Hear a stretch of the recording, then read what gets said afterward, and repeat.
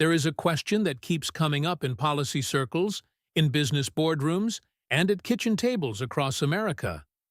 That question is simple on the surface, but complicated underneath.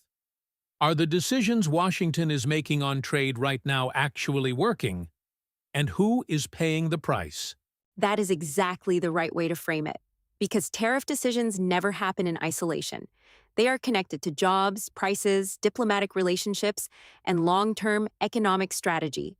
And right now, the United States is making some of the most consequential trade decisions it has made in decades. Welcome to the Policy Room. I am Daniel Carter. This channel exists for one purpose: to take the most important policy questions facing the United States and the world, and discuss them clearly, seriously, and without the noise that dominates so much of today's media environment. And that kind of clarity matters more than ever, because trade policy, in particular, is a topic where public understanding often lags far behind the actual decisions being made. The gap between what people hear and what is actually happening can be significant. Today's episode is focused on the latest United States tariff decisions. We are going to explain what was decided, why it was decided now, what it means for American businesses and consumers, and how the rest of the world is responding. We are going to take this step by step, and we are going to make sure every idea is explained clearly. I think that step-by-step approach is exactly what this topic needs. Tariffs sound technical, and in some ways they are, but the core logic is accessible to anyone. Once you understand the basic mechanism, the rest of the conversation becomes much easier to follow. My guest today is Dr. Sandra Howell. She is a senior fellow in U.S. Trade and Economic Policy at the Center for Strategic and International Studies, based here in Washington, D.C. She spent years as an advisor to the Office of the U.S. Trade Representative. Dr. Howell, thank you for being on the program. Thank you, Daniel. It's a topic I care deeply about, and I think this is exactly the kind of conversation the public deserves to have: informed, balanced, and grounded in what the evidence actually shows. I also want to say something directly to our English-learning viewers. This episode was designed with you in mind. Every key term will be explained as we go. The conversation will be clear and deliberate. By the end, you will not only understand U.S. trade policy better, you will have learned the vocabulary that serious analysts use every day. That is a genuinely valuable thing. Policy language can feel like a barrier, but it does not have to be. Words like tariff, supply chain, retaliation, protectionism, these are not complicated once you understand the context. And today we are going to build that context carefully. Let me tell our listeners what to expect today. We are going to start with the foundation: what tariffs actually are and how they work. Then we are going to look at the specific decisions the U.S. government has made recently. We will examine the reasons behind those decisions, the global reactions, and the real impact on American life. And I think it is worth saying upfront that this is not a simple story with a simple answer. There are legitimate arguments on multiple sides. My job today is not to tell people what to think. It is to give them the information and the framework to think well. That is the standard we hold ourselves to on this program. We are not here to push a political position. We are here to build understanding. And on a topic as important as U.S. trade policy, that kind of grounded, honest analysis is exactly what is needed. Agreed. And I would add that the stakes are real.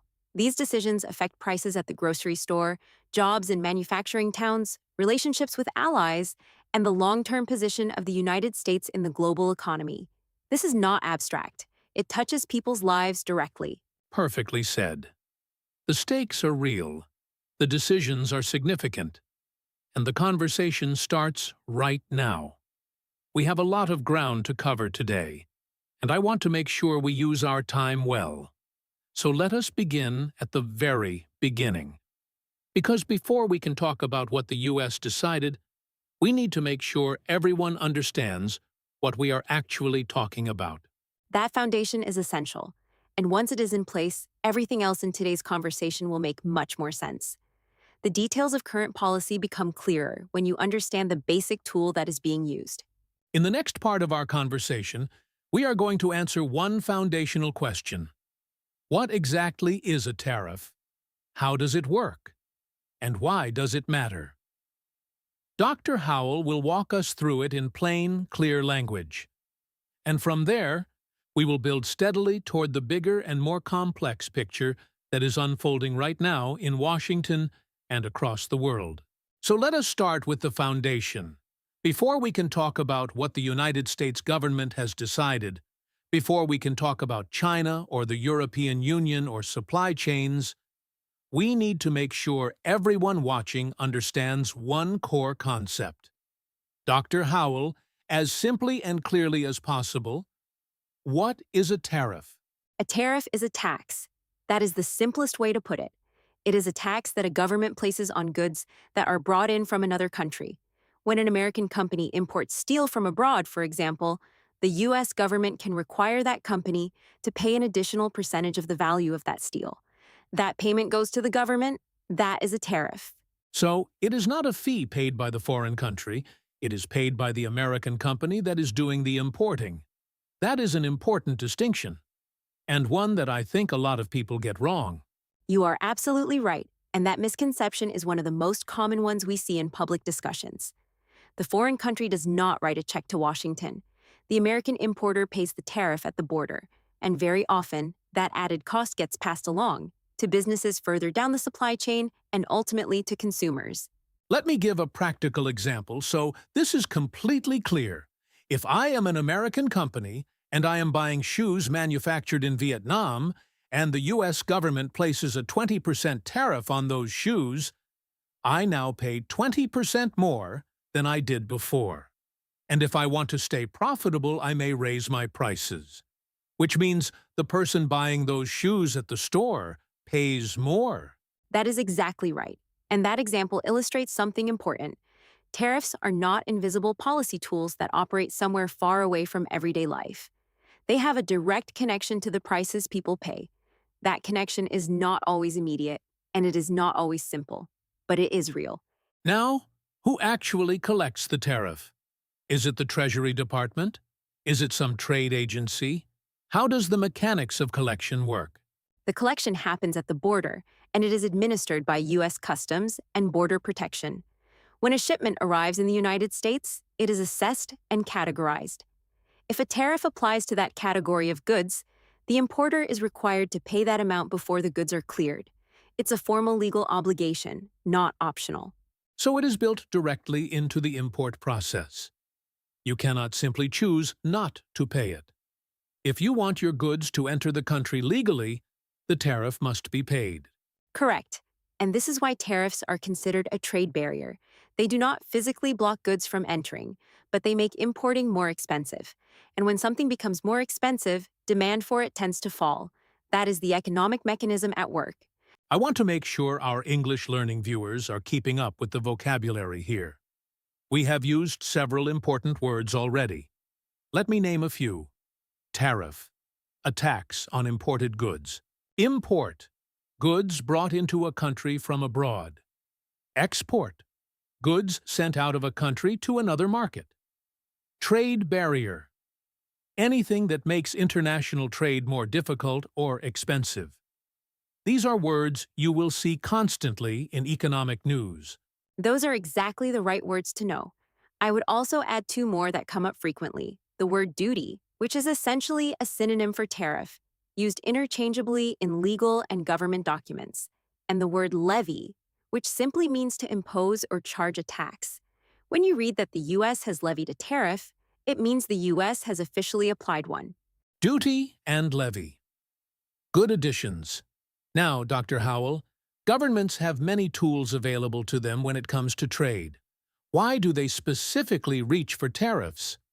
What makes a tariff a useful instrument of policy?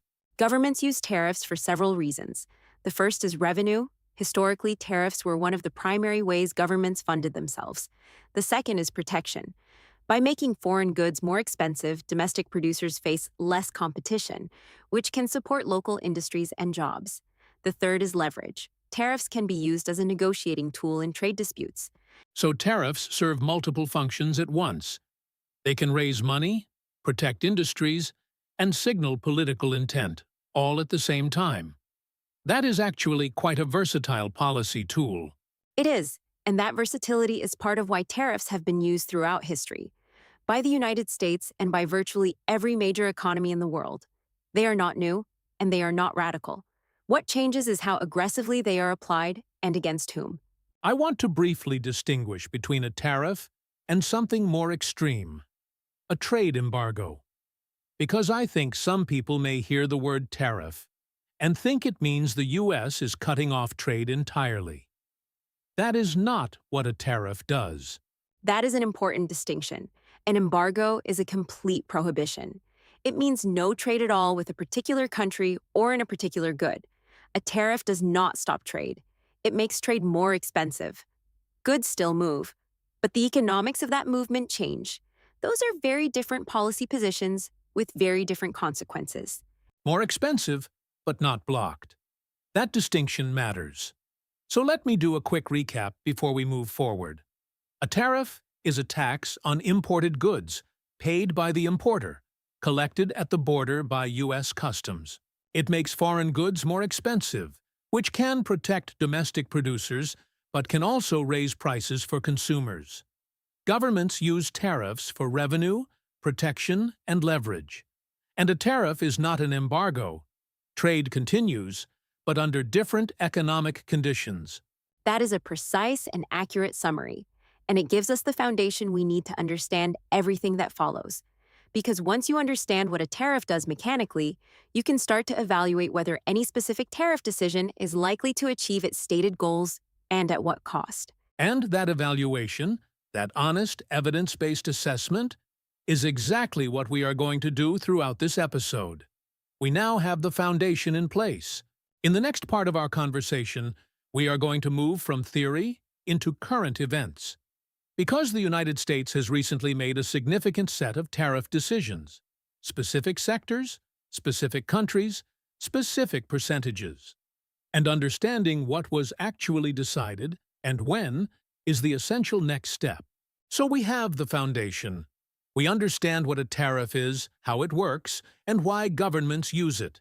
Now let us move into current events, because this episode is specifically about the latest decisions coming out of Washington. Dr. Howell, can you walk us through what has actually been announced? What specific tariff decisions has the United States made recently? Absolutely. And I want to start by saying that what we are seeing right now is not a single decision. It is a series of decisions, some new, some extensions of earlier policies, and some escalations of measures that have been building for several years. The picture is layered, and it is important to understand that layering. Let us start with the sectors. Which industries or categories of goods are most directly targeted by the latest round of U.S. tariff decisions? The sectors receiving the most attention right now include steel and aluminum, which have been under tariff pressure for some time. But the more recent and more significant decisions involve semiconductors, electric vehicles, solar panels, batteries, and certain categories of consumer electronics. These are not random choices. They reflect strategic priorities. And when we say semiconductors and electric vehicles, these are industries that sit at the intersection of economic competitiveness and national security. These are not just commercial products. They are strategic goods. Exactly right. A semiconductor is not just a component in a smartphone. It is the foundation of modern defense systems, artificial intelligence infrastructure, and advanced manufacturing. When the United States places tariffs on semiconductors from certain origins, it is making a statement about where it wants those supply chains to be located long-term. Now, which countries are most directly affected by these decisions? I think most people would assume China is at the center of this, but is the picture broader than that? China is absolutely the primary focus. The tariff rates on Chinese goods in several of these categories are substantial, in some cases exceeding 100% on specific products like electric vehicles.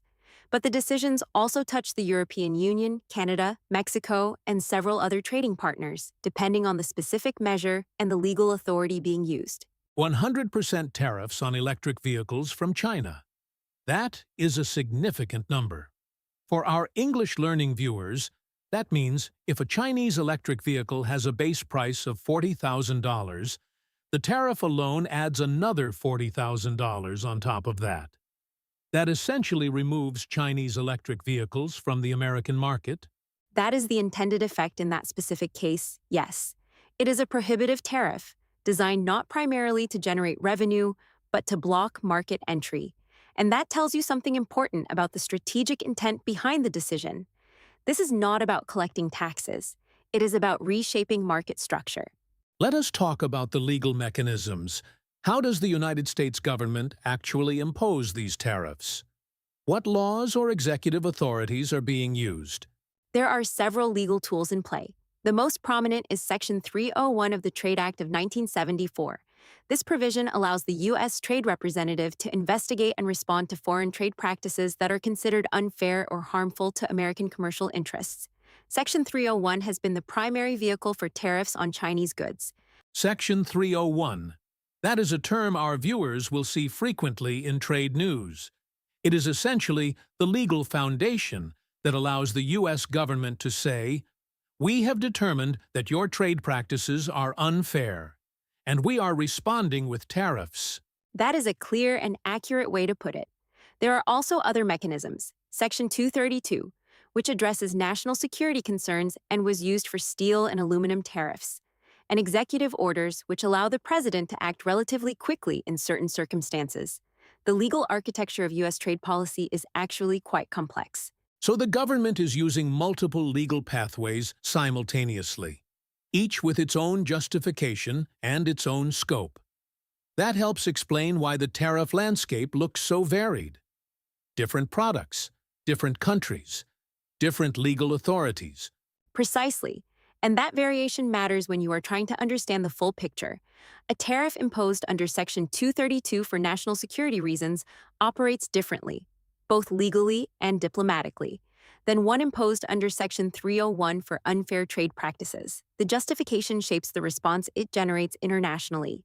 What are the stated justifications the U.S. administration has put forward for these decisions? What is the official reasoning being offered to the American public and to trading partners? The stated justifications cluster around three main arguments. First, protecting American manufacturing and the jobs associated with it. Second, reducing dangerous dependency on foreign suppliers for goods that are critical to economic and national security. Third, responding to what the U.S. characterizes as unfair trade practices, particularly from China, including subsidies, intellectual property violations, and restricted market access. Those three justifications, jobs, security, and fairness, are the political and policy language you will hear repeatedly in this debate. And they are not invented. Each one points to a real concern that has been building in American policy circles for years. They are real concerns. The question, and this is where the debate gets genuinely complicated, is whether tariffs are the most effective tool for addressing those concerns and what the costs of using that tool might be. But I want to be clear that the underlying concerns are legitimate and widely shared across the political spectrum.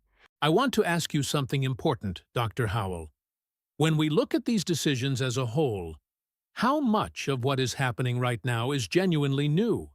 And how much is an extension or escalation of policies that were already in place? That is a critical question, and the honest answer is, it is a mix of both. Some of what we are seeing now has roots in decisions made years ago.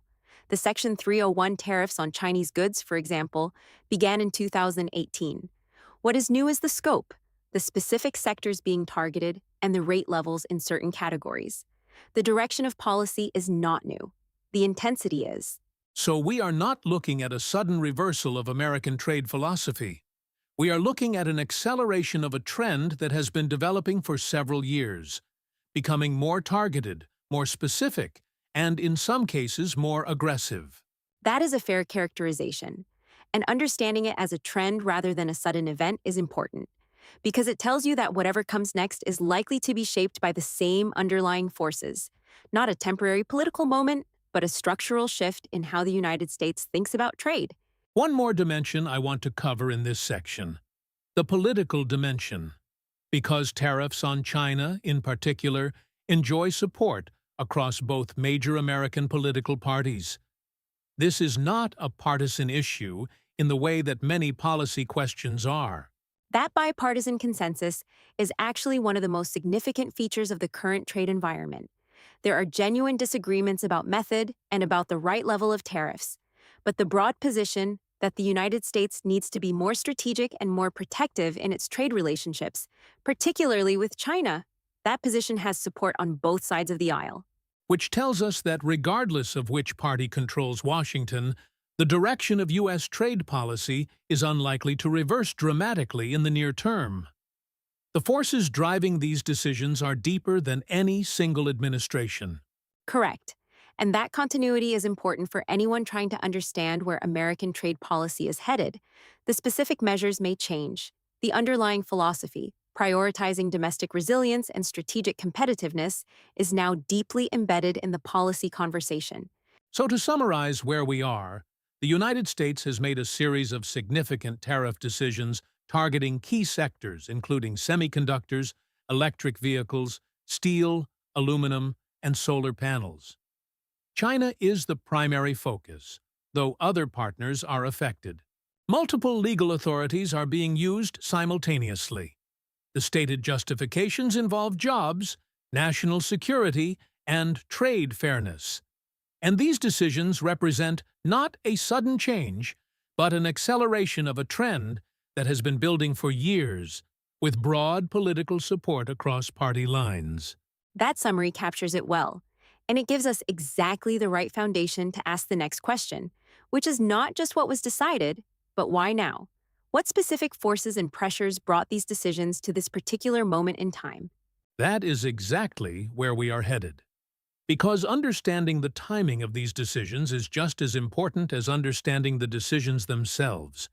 The context, political, economic, and strategic, explains a great deal about why Washington moved when it did, and with the force that it did. That conversation is next. We now have a clear picture of what was decided: the sectors, the countries, the legal mechanisms, the stated justifications. But in policy analysis, the what is only half the question. The other half is the why, and specifically, the why now. Dr. Howell, these tariff decisions did not emerge from nowhere. What are the deeper forces driving them at this particular moment? That is the right question to ask, and the answer requires us to look at several layers simultaneously. There is an economic layer, a national security layer, a domestic political layer, and a broader geopolitical layer. All of these forces are operating at the same time, and they are reinforcing each other in ways that make the current policy environment quite distinct from anything we have seen in recent decades. Let us start with the geopolitical layer, because I think that provides the broadest context. The relationship between the United States and China has changed significantly over the past 10 to 15 years. Can you describe that shift and why it matters for understanding the current tariff decisions? For much of the 1990s and 2000s, the dominant assumption in Washington was that engaging China economically would gradually lead to political liberalization and a more cooperative international posture. That assumption drove decisions like supporting China's entry into the World Trade Organization in 2001. It shaped a generation of U.S. trade policy. And that assumption turned out to be wrong. Or at least, it did not play out the way policymakers expected. The evidence suggests it did not. China became the world's second-largest economy. Its manufacturing capacity grew enormously. But the political liberalization many expected did not materialize. And China's behavior in areas like intellectual property, market access, and technology policy created serious friction with its trading partners, particularly the United States. So the intellectual framework that justified open trade with China began to erode. And as that framework eroded, the policy response shifted. Tariffs became one expression of that shift. Exactly. The shift from engagement to strategic competition did not happen overnight. But by the mid-2010s, it was clearly underway across the U.S. policy community, in think tanks, in government agencies, and eventually in Congress and the White House. Tariffs are one visible expression of that deeper philosophical shift.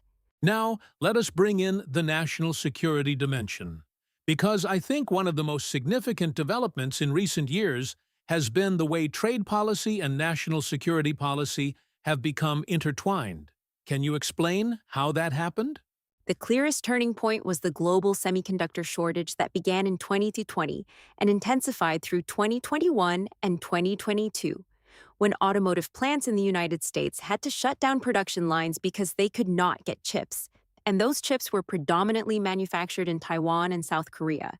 It sent a signal through the entire U.S. policy establishment. The message being, the United States is dependent on foreign suppliers for a component that is essential to almost every modern industry. And that dependency is a vulnerability. Precisely, and semiconductors were not the only example. The pandemic exposed similar vulnerabilities in pharmaceutical supply chains, in personal protective equipment, in rare earth minerals. The experience of 2020 fundamentally changed how Washington thinks about the relationship between trade efficiency and national resilience. So the pandemic did not just create a public health crisis, it created a strategic reassessment of how the United States sources the things it depends on. That is a very accurate way to put it. Before the pandemic, the dominant logic of global trade was efficiency. Source goods wherever they can be produced most cheaply and most effectively. After the pandemic, that logic was challenged by a new question. What happens when the supply chain breaks? And the answer was uncomfortable. And tariffs become part of the response to that question. By making foreign goods more expensive, you create an incentive for domestic production. You encourage companies to build factories and supply chains inside the United States rather than relying on distant suppliers. That is the theory. Whether tariffs alone are sufficient to achieve that outcome is a separate and genuinely contested question. But that is the logic connecting national security concerns to trade policy decisions. It is a logic that has now become mainstream across the U.S. policy community.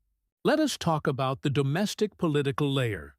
Because trade policy does not get made in a vacuum.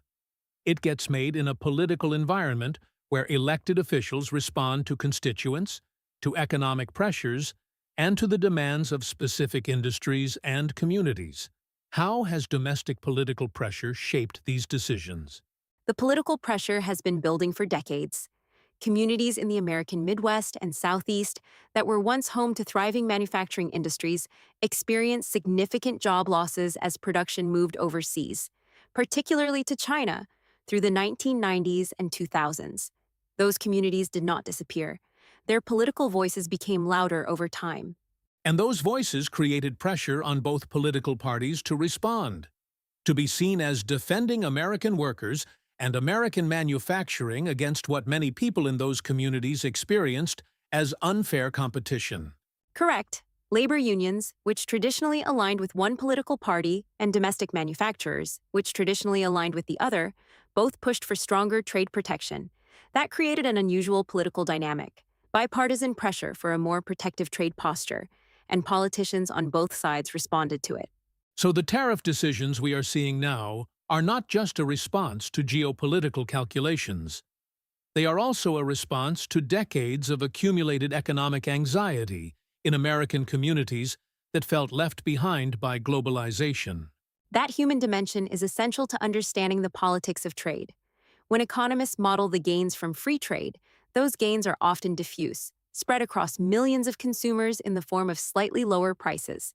But the losses from trade competition can be concentrated, felt intensely in specific industries, specific towns, specific families. That asymmetry has real political consequences. The gains are spread thin and the losses are concentrated and visible. That is a powerful political dynamic, and it helps explain why the argument for tariffs has resonated politically even when many economists have reservations about the economic evidence. Exactly. And I say that not to dismiss the economic concerns, they are real and they deserve serious policy responses. But it does help explain why the political momentum behind tariffs has been so durable and so bipartisan. It is rooted in lived experience, not just in abstract trade theory. I want to raise one more force that I think is shaping the timing of these decisions, and that is the broader global trend toward economic nationalism. Because the United States is not the only country moving in this direction, is it? Not at all. The European Union has introduced its own measures to protect strategic industries and reduce dependency on Chinese supply chains. India has implemented import substitution policies across multiple sectors. Even countries that were traditionally strong advocates of open trade have been reassessing their positions in light of geopolitical uncertainty and supply chain risk. So what we are seeing in the United States is part of a global pattern.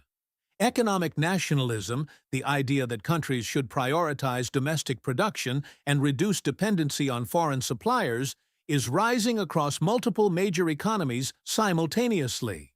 That global context matters for understanding what the United States is doing. Washington is not operating in isolation. It is responding to the same set of pressures and uncertainties that are reshaping trade policy in capitals around the world. The specific measures differ.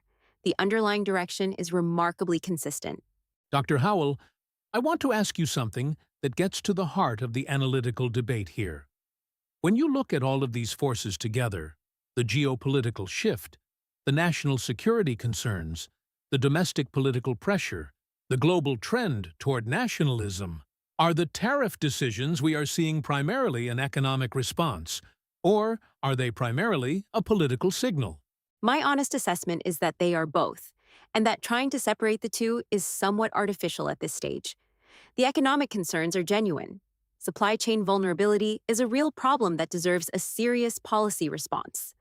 But the form that response takes, broad tariffs rather than targeted industrial policy, for example, reflects political considerations as much as economic ones. So the tool being used is shaped as much by political feasibility as by economic optimality. Tariffs are visible, immediate, and politically legible in a way that more complex industrial policy interventions are not. That is a fair characterization. A tariff is a tool a government can announce clearly and implement relatively quickly. Its effects are visible, even if those effects are complicated and contested. That visibility has political value, regardless of whether economists would design the policy differently if politics were removed from the equation. And that tension between political visibility and economic complexity runs through almost every serious debate about trade policy. It is a tension we are going to return to as this conversation develops. Because understanding why decisions are made, the way they are made, is just as important as evaluating whether those decisions are working. Agreed. And that evaluative question, is this working and for whom, is one that requires us to look at what is happening beyond American borders. Because these decisions do not exist in a closed system. Other countries are watching, calculating, and responding, and their responses are shaping the overall outcome in ways that Washington does not fully control. Which is exactly where we are headed next. We have established what was decided and why these decisions are happening now. The next critical piece of the picture is the international response. How are America's trading partners reacting? And what does that reaction tell us about where this is all heading? We have talked about what was decided and why. Now I want to turn to the international dimension, because trade policy, by definition, involves more than one country. When the United States makes a significant tariff decision, the rest of the world does not simply accept it quietly. Dr. Howell, how are America's major trading partners responding to these latest decisions? The responses have been varied in tone, in form, and in intensity, and that variation is itself significant. Not every country has the same leverage, the same economic exposure, or the same diplomatic relationship with the United States, so the responses reflect those differences. But the common thread is that no major trading partner has simply absorbed these decisions without some form of reaction. Let us start with China, since it is the primary target of the most significant tariff measures. What has Beijing's response looked like, both in terms of official statements and actual policy actions? China's response has operated on multiple levels simultaneously. At the diplomatic level, there have been strong official statements characterizing U.S. tariffs as protectionist, as violations of WTO rules, and as an attempt to contain China's legitimate economic development. That rhetorical response is consistent and predictable. And beyond the rhetoric, what concrete steps has China actually taken in response? China has implemented retaliatory tariffs on a range of American exports, most significantly, agricultural products. American soybeans, pork, corn, and other farm goods have faced elevated Chinese tariffs. This is a deliberate strategic choice. China is targeting products that come from politically sensitive American states, farming communities with significant electoral weight. So China is not retaliating randomly. It is retaliating strategically, choosing targets that create domestic political pain for the United States in specific communities and industries. That is exactly right. This is a sophisticated response. By targeting American agriculture, China is attempting to create a constituency inside the United States that will push back against the tariff policy. Farmers and agricultural exporters who depend on Chinese market access and are losing it as a result of the trade conflict. That is a genuinely important insight. China is not just responding to tariffs with tariffs. It is trying to shape the domestic political debate inside the United States by choosing its retaliation carefully. Correct. And beyond tariffs, China has also used other tools. Restrictions on exports of critical minerals, including rare earth elements that American manufacturers depend on, have been part of the response. These are materials where China holds a dominant global position, and restricting their export creates real pressure on American industry. Rare earth minerals. That is a term our viewers should know. These are a group of elements used in the production of electric vehicles, wind turbines, military equipment, and consumer electronics. China controls a very large share of global rare earth production and processing.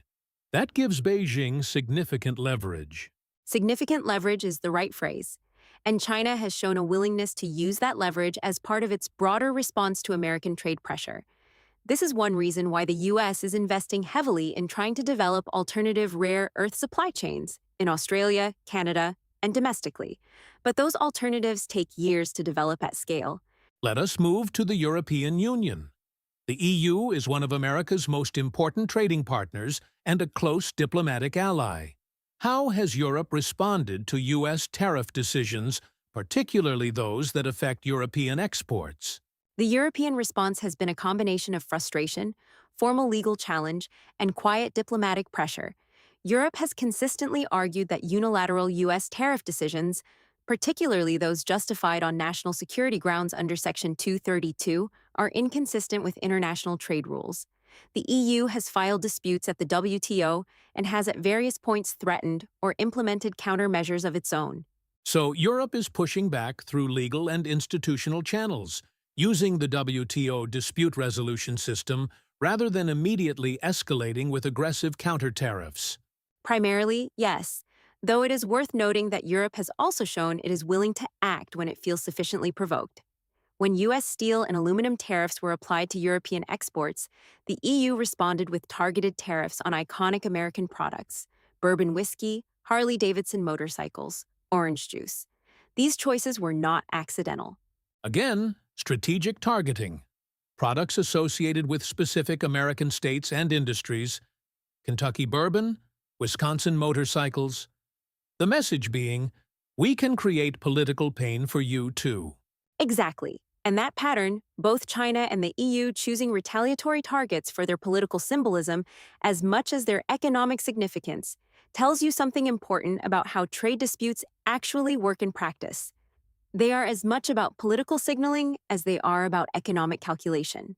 Now, let us talk about Canada and Mexico, because these are America's closest neighbors and its partners in the USMCA trade agreement. How does that regional trade framework shape their ability to respond? The USMCA, the United States-Mexico-Canada Agreement, creates both constraints and leverage for all three parties. On one hand, it establishes rules and dispute resolution mechanisms that are supposed to govern trade between the three countries. On the other hand, when the U.S. imposes tariffs that appear to violate the spirit of that agreement, Canada and Mexico have formal channels through which to challenge those actions. Canada, in particular, has been quite vocal and assertive in its responses to U.S. tariff decisions. That relationship has shown real strain in recent years. Canada has responded with retaliatory tariffs and has been direct in its diplomatic objections. What makes the Canada situation particularly complex is that the two countries are deeply economically integrated in automotive supply chains, in energy, in agriculture. Tariffs between the US and Canada do not just affect the two governments. They disrupt production systems that cross the border multiple times before a finished product is complete. That integration is important for our viewers to understand. It is not like the US and Canada are simply trading finished goods back and forth. The supply chains are intertwined. A single car might have components that cross the US-Canada border several times during production. Precisely, which means tariffs in that context can be genuinely disruptive to both sides simultaneously. It is one reason why the US-Canada trade relationship, despite its tensions, tends toward negotiation rather than prolonged confrontation. The costs of escalation are high and visible for both economies.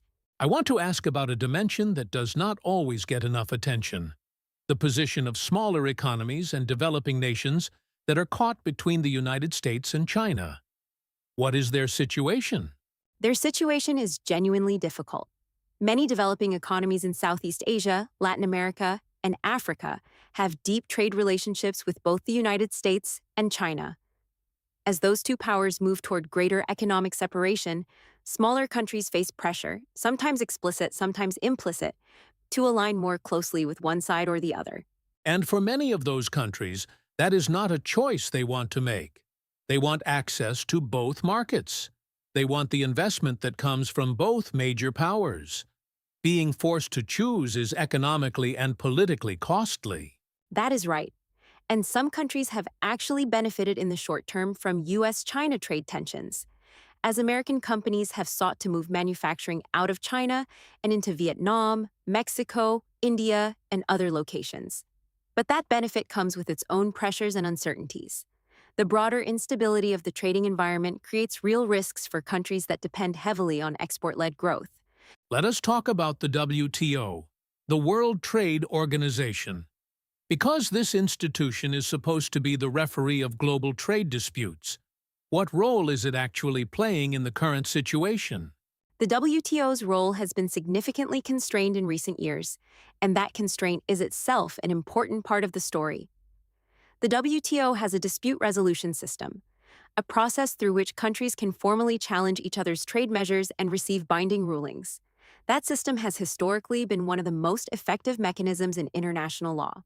But the United States has had a complicated relationship with the WTO in recent years. There have been disputes about the appellate body, the WTO's highest court, being effectively paralyzed because the U.S. blocked the appointment of new judges. That is correct. The appellate body requires a minimum number of judges to function.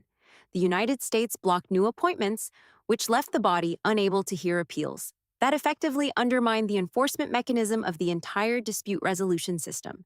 Countries can still file cases, but the appeals process is stalled. So the international referee system is weakened at precisely the moment when trade disputes are intensifying. That is a significant problem for the rules-based trading order.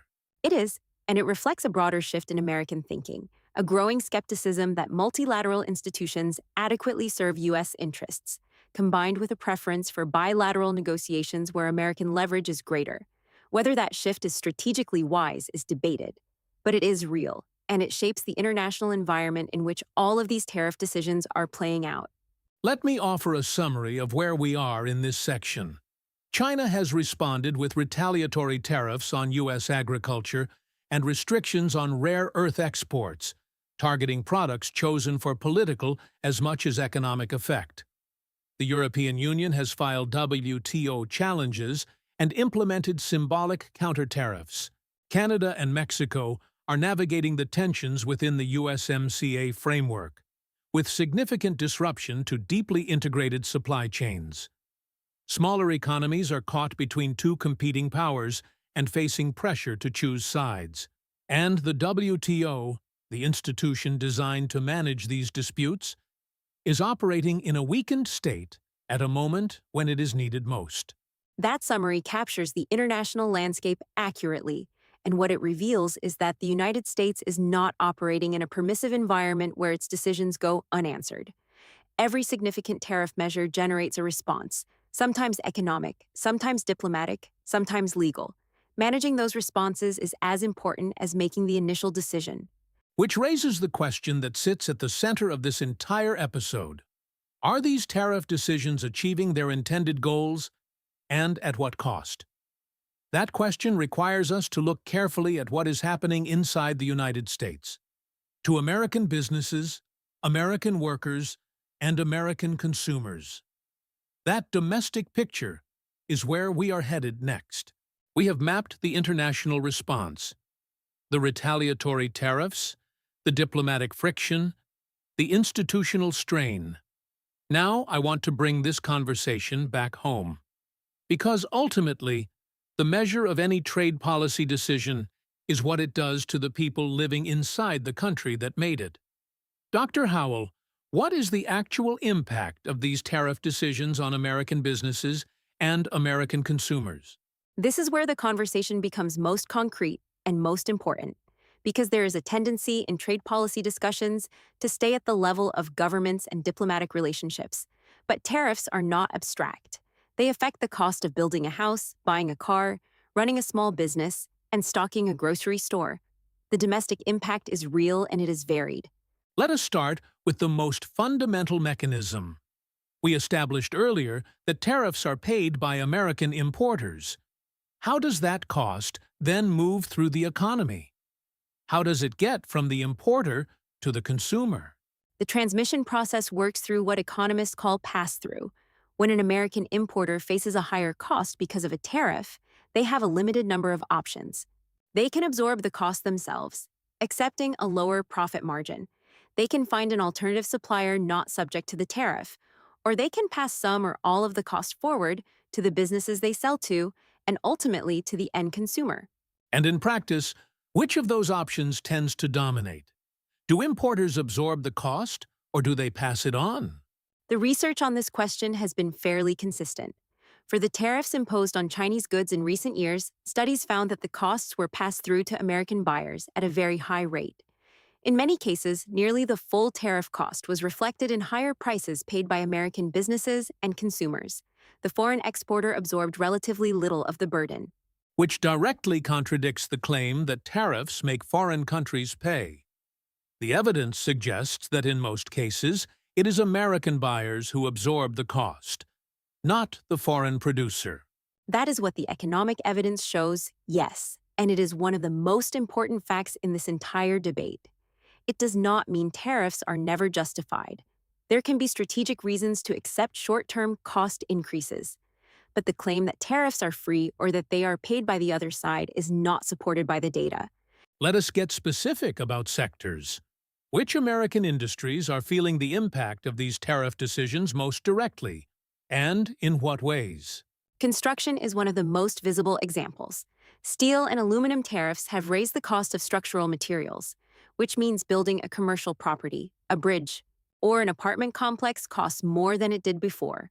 Those costs get passed into rents, into infrastructure budgets, into the price of housing, and in an environment where housing affordability is already a serious concern, that additional pressure matters.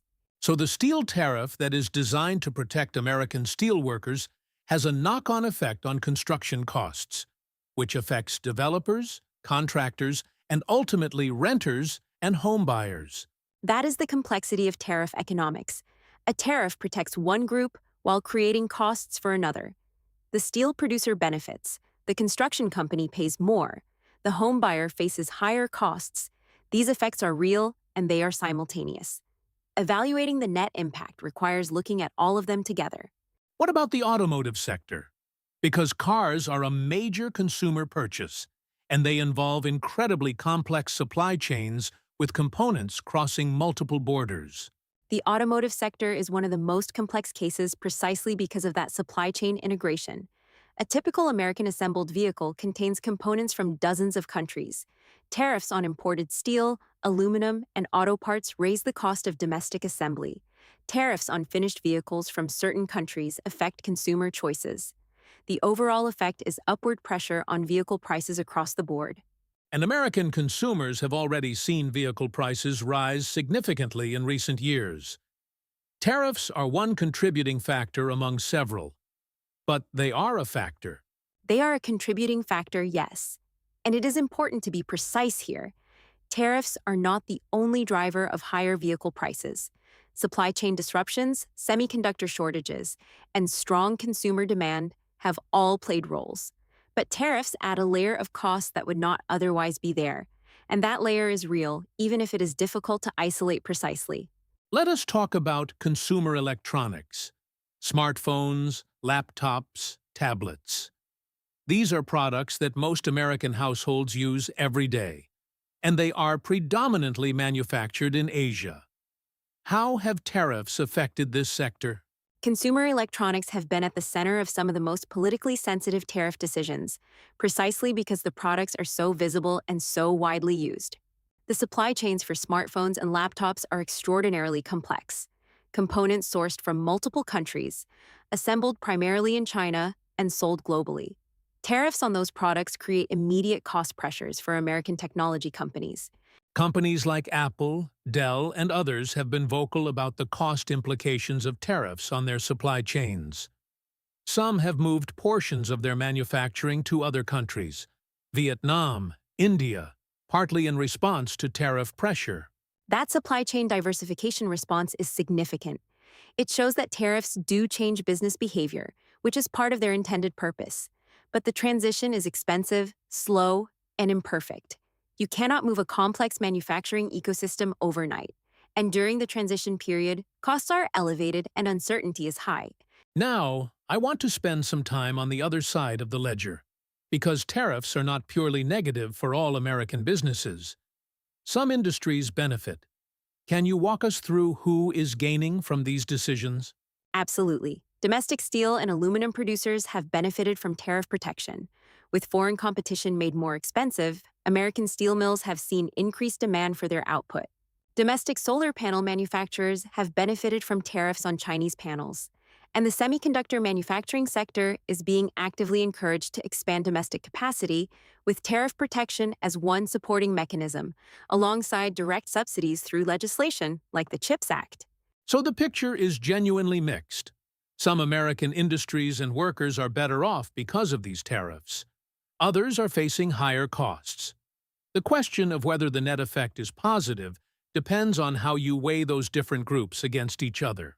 That weighing question is fundamentally a political and values question as much as an economic one. An economist can model the aggregate effects. But deciding whether protecting 10,000 steel jobs is worth higher costs for the millions of Americans who buy products made with steel, that involves judgments about priorities and distribution that go beyond pure economics. Let us talk about small businesses specifically, because large corporations have resources that small businesses do not.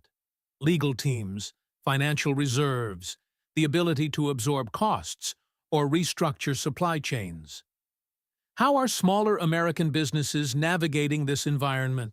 Small businesses are disproportionately exposed to tariff costs for exactly the reasons you identify. A large retailer can negotiate directly with suppliers, absorb short-term margin compression, or shift sourcing more quickly. A small importer or manufacturer typically has fewer options.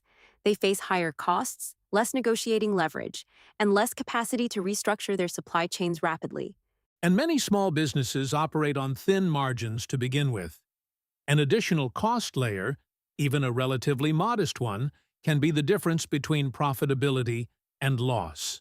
That is a real and underreported dimension of the tariff impact. The policy debate tends to focus on large industries and major corporations, but the small business community, which employs a very large share of the American workforce, is quietly absorbing significant cost pressure in this environment. I want to raise the inflation dimension directly, because we have been through a period of elevated inflation in the United States, and there is a debate about the role tariffs play in that. How significant is the tariff contribution to inflationary pressure? Economists debate the precise magnitude, but the directional effect is not seriously disputed. Tariffs are inflationary at the margin. They raise the cost of imported goods, which raises prices throughout the supply chain. In a period when inflation is already elevated for other reasons, tariffs add an additional upward push. The Federal Reserve and other institutions have acknowledged this effect even when they characterize it as modest. So for an American household that is already feeling the strain of higher prices, at the grocery store, at the gas pump, in the housing market, tariffs are one more factor pushing in the same direction. That is the lived reality for many American families. And it creates a genuine policy tension. The same administration that wants to protect American manufacturing through tariffs is also dealing with public concern about the cost of living. Those two goals are not always compatible, and the tension between them shapes the political environment around trade policy. Are there legal mechanisms that allow American businesses to reduce or avoid tariff costs? Because I imagine companies are actively looking for ways to manage this. There are several mechanisms. The most direct is a tariff exemption, a formal process through which a business can apply to the government for relief from a specific tariff on a specific product, typically by demonstrating that the product is not available domestically in sufficient quantity or quality. These exemptions exist but are limited in scope and can be difficult to obtain. So it is not impossible to get relief, but it requires navigating a formal bureaucratic process, which again favors larger companies with more resources over smaller ones. Exactly. There is also the practice of supply chain rerouting, sourcing goods through third countries that are not subject to the same tariffs. If a product is manufactured in China but shipped through and processed in Vietnam, its tariff classification may change. This practice, sometimes called tariff engineering or transshipment, is a gray area that customs authorities actively monitor and in some cases contest. Which introduces another layer of complexity and cost for businesses trying to manage their exposure. The regulatory environment around tariffs is not simple to navigate. Not at all. And that complexity itself has a cost. In legal fees, in compliance resources, in management attention. For large companies, these are manageable expenses. For smaller businesses, they represent a genuine burden that adds to the overall cost of operating in a tariff-intensive environment. Let me bring this section together with a summary.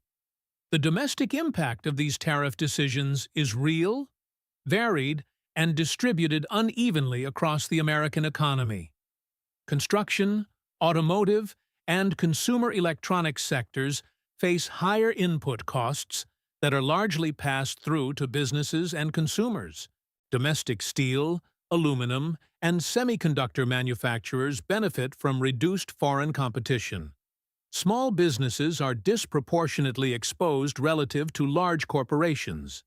Tariffs contribute to inflationary pressure at a time when cost of living is already a significant public concern.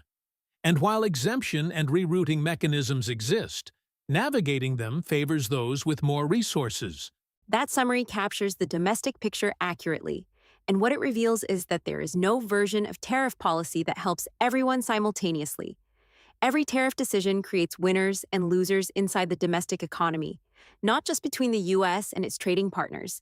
Understanding that internal distribution is essential to evaluating whether the policy is achieving its goals at an acceptable cost. And that question, acceptable cost to whom and by whose measure, connects us directly to the bigger picture. Because these domestic effects do not exist in isolation. They are part of a larger transformation in how the United States and the global economy relate to each other. That systemic dimension, what these decisions mean for the global trading order as a whole, is where we are going next. We have covered the domestic impact in real and concrete terms. Now I want to zoom out significantly, because the decisions we have been discussing do not just affect American households and businesses. They are happening within a global trading system that took decades to build. Dr. Howell, how significant is this moment when you place it in that larger historical context? It is genuinely significant. And I want to be careful here not to overstate or understate the case. We are not witnessing the collapse of the global trading system, but we are witnessing a serious stress test of that system, one that is revealing structural weaknesses and forcing a fundamental reassessment of the assumptions on which it was built. Let us start with some historical grounding. Because to understand what is being stressed, you need to understand what was built. Can you give our viewers a brief picture of how the modern global trading system came into existence? The foundations were laid in the aftermath of World War II. The experience of the 1930s, when countries responded to economic depression by raising tariffs dramatically, triggering retaliatory spirals that deepened the crisis and contributed to global instability, was fresh in the minds of post-war policymakers. They were determined to build something different. The Smoot-Hawley Tariff Act of 1930 is often cited as a cautionary example from that era, a dramatic escalation of American tariffs that contributed to a collapse in global trade and deepened the Great Depression. That experience shaped an entire generation of economic policymakers. The institutions built after World War II, including the General Agreement on Tariffs and Trade, known as GATT, and eventually the World Trade Organization, were explicitly designed to prevent a repeat of that spiral. The core logic was simple: bind countries into a rules-based system where trade disputes are resolved through negotiation and adjudication rather than escalating retaliation. And for several decades, that system delivered remarkable results. Global trade expanded enormously. Tariff levels fell steadily. Hundreds of millions of people were lifted out of poverty, particularly in Asia, through export-led economic growth. The record of trade liberalization from the late 1940s through the early 2000s is genuinely impressive by historical standards. Average tariff rates among major economies fell from levels that would have been considered extremely high by modern standards to single digits in most categories. The volume of world trade grew far faster than global economic output. Supply chains became global in scope and complexity. And the United States was the primary architect and champion of that system. American leadership, in building the institutions, in advocating for open markets, in negotiating successive rounds of tariff reductions, was central to the entire project. That is an important historical point. The United States did not just participate in the post-war trading order, it designed it and sustained it, which makes the current American ambivalence toward that system particularly significant. When the architect of a system begins to question its foundations, the implications extend far beyond any single tariff decision. So the current moment is not just about tariffs on electric vehicles or semiconductors. It is about a broader question. Is the United States still committed to the rules-based trading order it built? And if not, what replaces it? That is precisely the question that keeps trade economists and foreign policy analysts awake at night. And the honest answer is that we do not yet know. What we can say is that the current trajectory toward more unilateral action, more strategic use of trade barriers, and more skepticism of multilateral institutions represents a meaningful departure from the post-war American approach. Let us talk about one of the most discussed concepts in current trade policy: decoupling. This is a word that comes up constantly in analysis of U.S.-China relations. Can you explain what it means and how realistic it actually is? Decoupling refers to the idea of deliberately separating the American and Chinese economies, reducing the interdependencies that have built up over decades of deep trade integration.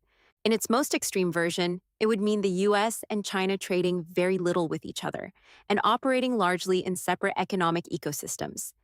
In its more moderate version, it means reducing dependency in specific strategic sectors while maintaining broader trade relationships. And the more moderate version seems to be what is actually being pursued. Not a complete separation, but a targeted reduction of dependency in areas deemed strategically sensitive. That targeted approach is sometimes called selective decoupling or de-risking, a term the Biden administration preferred to decoupling. The distinction matters. Complete decoupling would be enormously costly for both economies. The U.S. and China are so deeply economically intertwined that full separation would cause massive disruption on both sides. Targeted de-risking in specific sectors is more politically viable and more economically defensible. De-risking rather than decoupling. That is an important distinction for our viewers to hold on to.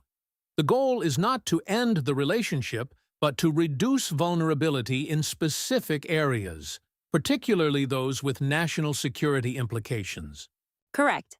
And alongside de-risking, we are seeing the emergence of two related concepts that are reshaping how American companies think about their supply chains. The first is friendshoring, the practice of relocating supply chains to countries that are considered reliable allies and partners. The second is nearshoring, moving production closer to the United States geographically, particularly to Mexico and other parts of the Western Hemisphere. Friend-shoring and near-shoring. Let us make sure our English-learning viewers understand these terms clearly. Friend-shoring means sourcing goods from countries that are your political and strategic allies. Friends. Near-shoring means sourcing goods from countries that are geographically close. Near. Both represent alternatives to sourcing from potentially adversarial or distant suppliers. That is a clear and accurate explanation, and both trends are already visible in investment data. American companies are expanding manufacturing capacity in Mexico, Vietnam, India, and other locations, partly in response to tariff pressure on Chinese goods, and partly in response to a broader strategic reassessment of supply chain risk. Which raises a question I want to put directly to you. Is globalization actually reversing? Because there is a narrative that suggests we are entering a new era of deglobalization, where countries pull back from the deep integration of recent decades. Is that what you see happening? My assessment is that globalization is not reversing. It is restructuring. The volume of global trade remains enormous. Supply chains are still international in scope. The fundamental economic logic of comparative advantage, that countries benefit from specializing in what they do relatively well and trading for the rest, has not been repealed. What is changing is the architecture of those trade relationships. Restructuring rather than reversing. So the flows of goods, capital, and services are not stopping, but they are being redirected. Different partners, different routes, different priorities. Exactly. And that restructuring has costs. Significant costs. When you redirect supply chains that took decades to build, you create inefficiency, disruption, and expense. Those costs are real even if the strategic rationale for accepting them is sound. The restructuring process itself is painful, and we are in the middle of it right now. I want to raise the implications for developing economies, because this is an aspect of the story that often gets overlooked in U.S.-focused analysis. What does the restructuring of global trade mean for countries in the Global South that have relied on access to major markets as a path to economic development? The implications are genuinely complex and vary significantly by country. Some developing economies, particularly in Southeast Asia, have benefited from the redirection of manufacturing away from China. Vietnam is the clearest example. Its export sector has grown enormously as companies sought alternatives to Chinese manufacturing. Mexico has seen significant new investment in manufacturing for similar reasons. So for some developing countries, the restructuring of global trade has created new opportunities. They are becoming alternative destinations for supply chains that are moving out of China. For some, yes, but the picture is uneven. Countries without the infrastructure, the workforce skills, or the political stability to attract relocating supply chains may find themselves left out of the new trade architecture. And the uncertainty created by trade conflicts between major powers makes long-term investment planning more difficult for all developing economies. There is also the question of what happens to countries that have built their development strategies around access to both the U.S. and Chinese markets. If those two economies increasingly diverge, those countries face a genuinely difficult choice. That dilemma is real, and it is being felt acutely in parts of Africa, Latin America, and Southeast Asia. The pressure to align, to be seen as part of one economic ecosystem or the other, conflicts with the desire of most developing countries to maintain beneficial relationships with both major powers. That tension is one of the most underappreciated consequences of the current U.S.-China trade conflict. Let me ask a broader evaluative question. When you look at this moment in the context of the entire post-war trading system, how serious is the current stress? Are we talking about turbulence within a system that will ultimately hold together? Or are we at a more fundamental inflection point? I think we are at a genuine inflection point, though not necessarily a catastrophic one. The post-war trading system was built on a set of assumptions that no longer fully hold. The assumption that economic integration leads inevitably to political convergence. The assumption that the United States and its major trading partners share a common interest in open, rules-based trade.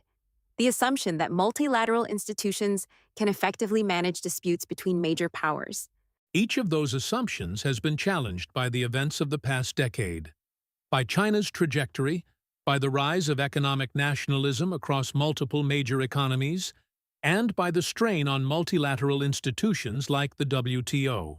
which means the system needs to adapt. The question is whether that adaptation happens through deliberate reform, updating the rules and institutions to reflect the new realities, or through gradual erosion, where the rules become less relevant because major powers increasingly act outside them. The current trajectory looks more like the latter than the former. Gradual erosion rather than deliberate reform. That is a sobering assessment, and it raises a fundamental question about what kind of global trading environment the next generation will inherit, and whether the relative stability and prosperity that the post-war system delivered can be maintained or rebuilt under new conditions. That question does not have a comfortable answer right now. What I can say is that the decisions being made today, by the United States, by China, by Europe, and by other major players, are shaping the answer. This is not a moment to be passive or inattentive. The architecture of global trade for the next several decades is being negotiated right now, largely through the accumulation of individual policy decisions rather than through any grand design. The architecture of global trade being built through accumulated decisions rather than grand design. That is a powerful and important framing, and it connects directly to the debate happening inside the United States about whether the current approach, tariffs, de-risking, selective decoupling, is the right strategy for this moment. That debate, the strongest arguments on both sides, is exactly where we are going next. We have placed the current moment in its historical and systemic context. Now, I want to turn to the debate that sits at the heart of this entire episode, because serious, informed people disagree about whether the tariff decisions the United States is making right now are the right approach. Dr. Howell, I want to use this part of our conversation to lay out both sides as honestly and as clearly as possible.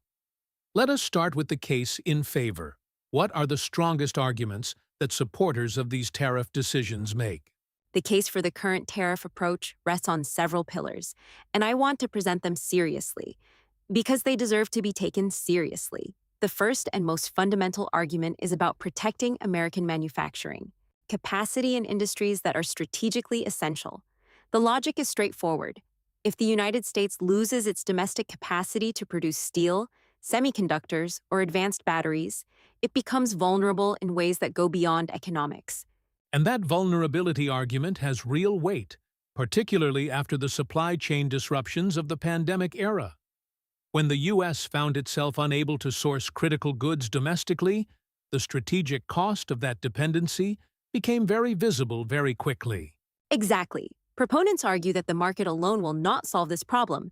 If Chinese producers can undercut American manufacturers on price, partly because of government subsidies, lower labor costs, and different regulatory standards, the market outcome is the disappearance of American industrial capacity.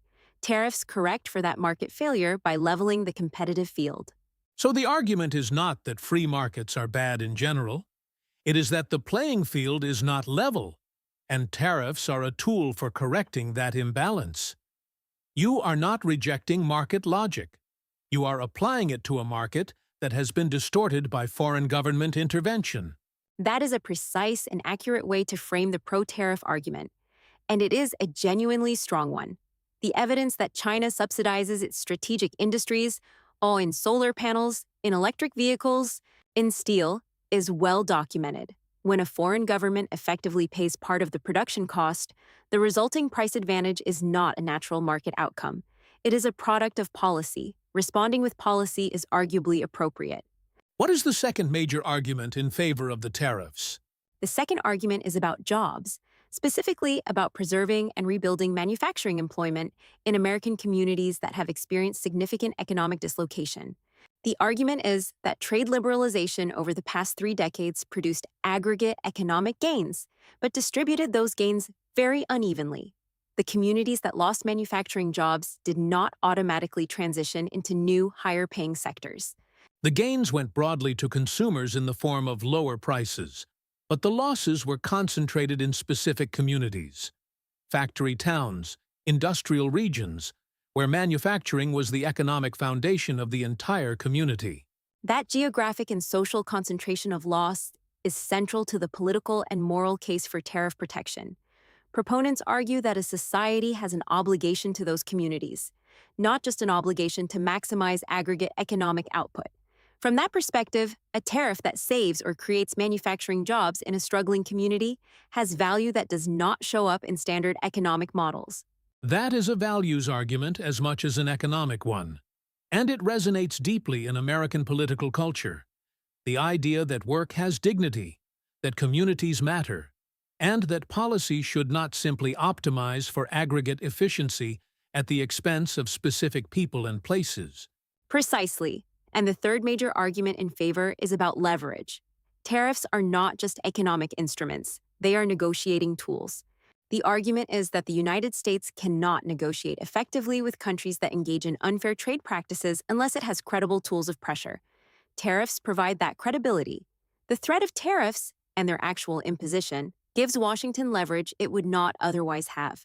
So even if tariffs impose short-term costs, proponents argue those costs buy something: leverage at the negotiating table, pressure on trading partners to change their behavior, and ultimately the possibility of better trade agreements that serve American interests more effectively. That is the argument, and there is some historical support for it. Trade negotiations often move further and faster when one party has demonstrated a willingness to impose costs. The question is whether the leverage is being used strategically toward defined goals, or whether the tariffs become an end in themselves rather than a means to an agreement. That is an important distinction. Tariffs as leverage toward a negotiated outcome versus tariffs as a permanent feature of the trade landscape. Those are very different policy postures with very different implications. Now let us turn to the other side. What are the strongest arguments against the current tariff approach? The case against is also serious and evidence-based, and I want to present it with equal rigor. The first and most fundamental argument is the one we have already touched on. Tariffs function as a tax on American consumers and businesses. The economic evidence is fairly clear that the costs of recent U.S. tariffs have been largely borne by American importers and passed through to American buyers. If that is true, then tariffs are not a cost imposed on foreign countries. They are a cost imposed on the American economy. And that cost is regressive in its distribution. Lower-income households spend a higher proportion of their income on the kinds of consumer goods, clothing, electronics, household items, that are most affected by tariffs. So the burden falls disproportionately on those least able to absorb it. That distributional concern is significant and often underemphasized in the policy debate. A tariff on consumer goods is not a neutral economic event. It tends to hurt lower-income households more than higher-income ones in proportional terms. That is a serious equity concern that proponents of tariffs need to engage with honestly. What is the second major argument against? The second argument focuses on retaliatory damage to American exporters. When the United States imposes tariffs, trading partners retaliate, and those retaliatory tariffs fall on American exports, particularly agricultural products. American farmers who sell soybeans, pork, wheat, and corn to international markets have faced significant barriers as a direct result of trade conflicts triggered by U.S. tariff decisions. Those farmers are also American workers in American communities. So the same policy that aims to protect one group of American workers, manufacturers, creates harm for another group of American workers, farmers, and agricultural exporters. The domestic distributional consequences cut in multiple directions simultaneously. Exactly. And this is why the net employment effect of tariffs is so contested. You might save or create jobs in the protected industry, but you lose jobs in export-dependent sectors that face retaliation. You lose jobs in industries that use the protected good as an input and now face higher costs. Adding up those effects and determining whether the net result is positive or negative is genuinely complex. What does the economic research say when it attempts to make that aggregate calculation? The weight of economic research on broad-based tariffs is not favorable to the pro-tariff position in terms of net employment and output effects. Studies of the tariffs imposed on Chinese goods found that while some jobs were protected in targeted industries, the broader economy experienced higher prices, reduced output in tariff affected supply chains, and retaliatory damage to export sectors. The net employment effect in most studies was negative or negligible. So the evidence suggests that the job-protecting rationale for broad tariffs is weaker than the political narrative suggests. Though I want to be fair here, economists also acknowledge that their models do not always capture the full social and community value of preserving certain industries. That is an important caveat. Standard economic models are good at measuring market effects, prices, quantities, aggregate output. They are less good at measuring the social value of a manufacturing community, the dignity of industrial work, or the long-term consequences of regional economic decline. So the debate between economists and tariff proponents is not simply a debate about numbers, it is partly a debate about what we are measuring and what we value. That is a genuinely important methodological point. Now, what is the third major argument against the current tariff approach? The third argument is about long-term competitiveness. The concern is that tariff protection, by shielding domestic industries from foreign competition, can reduce the incentive to innovate, invest, and improve productivity. If an American steel company knows that foreign competition is artificially priced out of the market, it faces less pressure to become more efficient.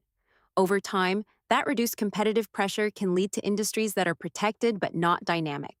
The classic economic concern about protectionism, that it preserves industries in their current form, rather than pushing them to evolve and improve.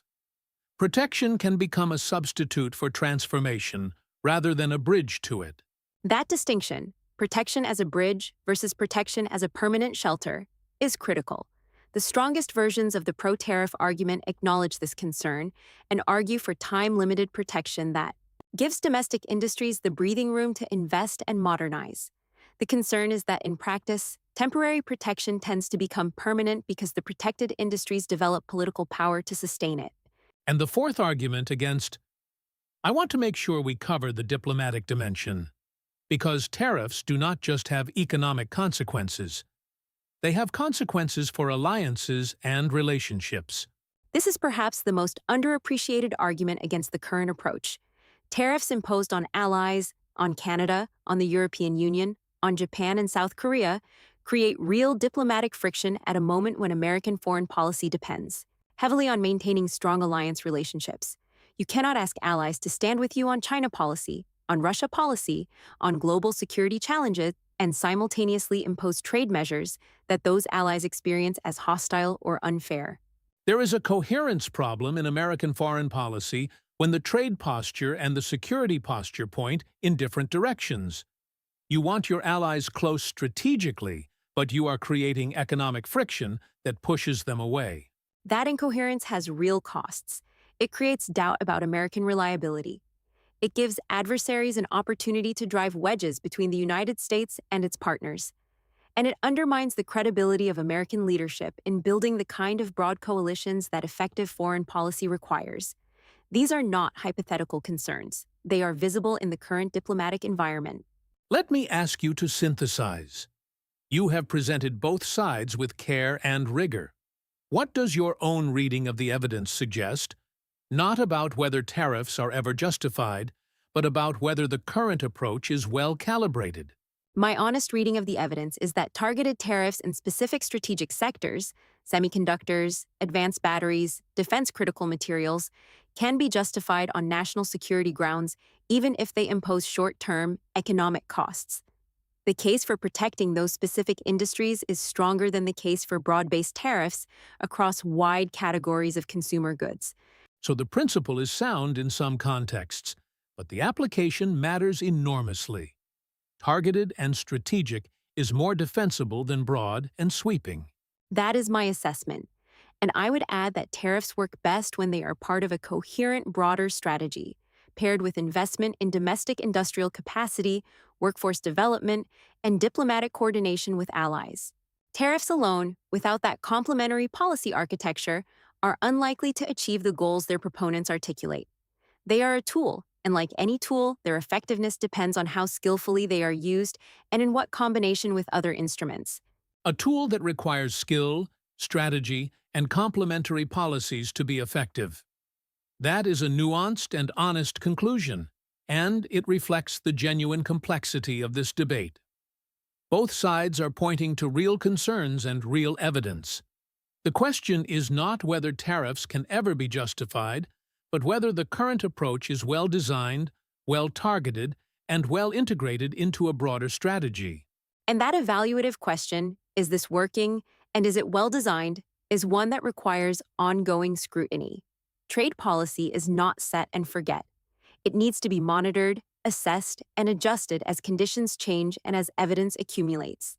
The worst outcome would be tariff measures that become entrenched regardless of whether they are achieving their stated goals. Ongoing scrutiny and willingness to adjust. Those are the hallmarks of good policy in any domain. We have now laid out the full policy debate with honesty and rigor. In the next part of our conversation, we are going to narrow our focus to the relationship that sits at the absolute center of this entire story: the economic relationship between the United States and China. Because understanding that relationship in depth is essential to understanding everything else we have discussed today. We have laid out the broader policy debate with honesty and care.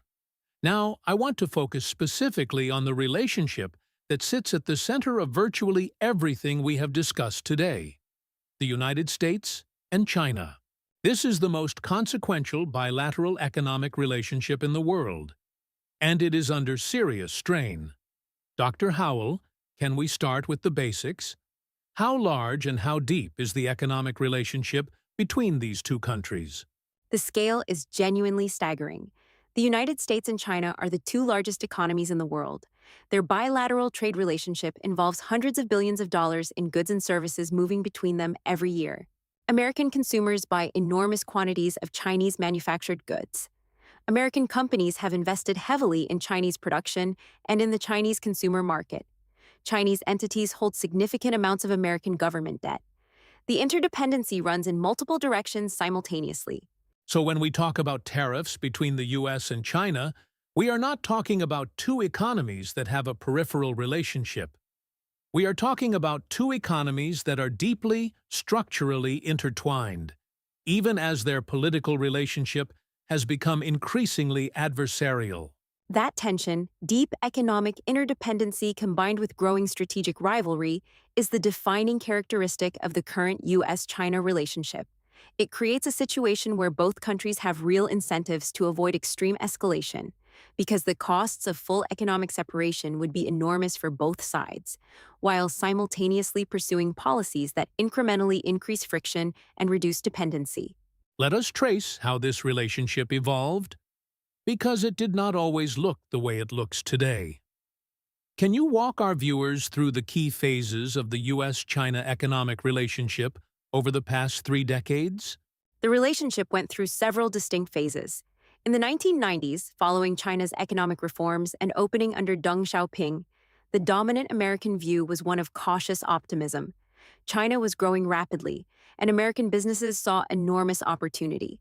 The political logic and that economic engagement would lead to gradual political opening was widely accepted across the policy establishment.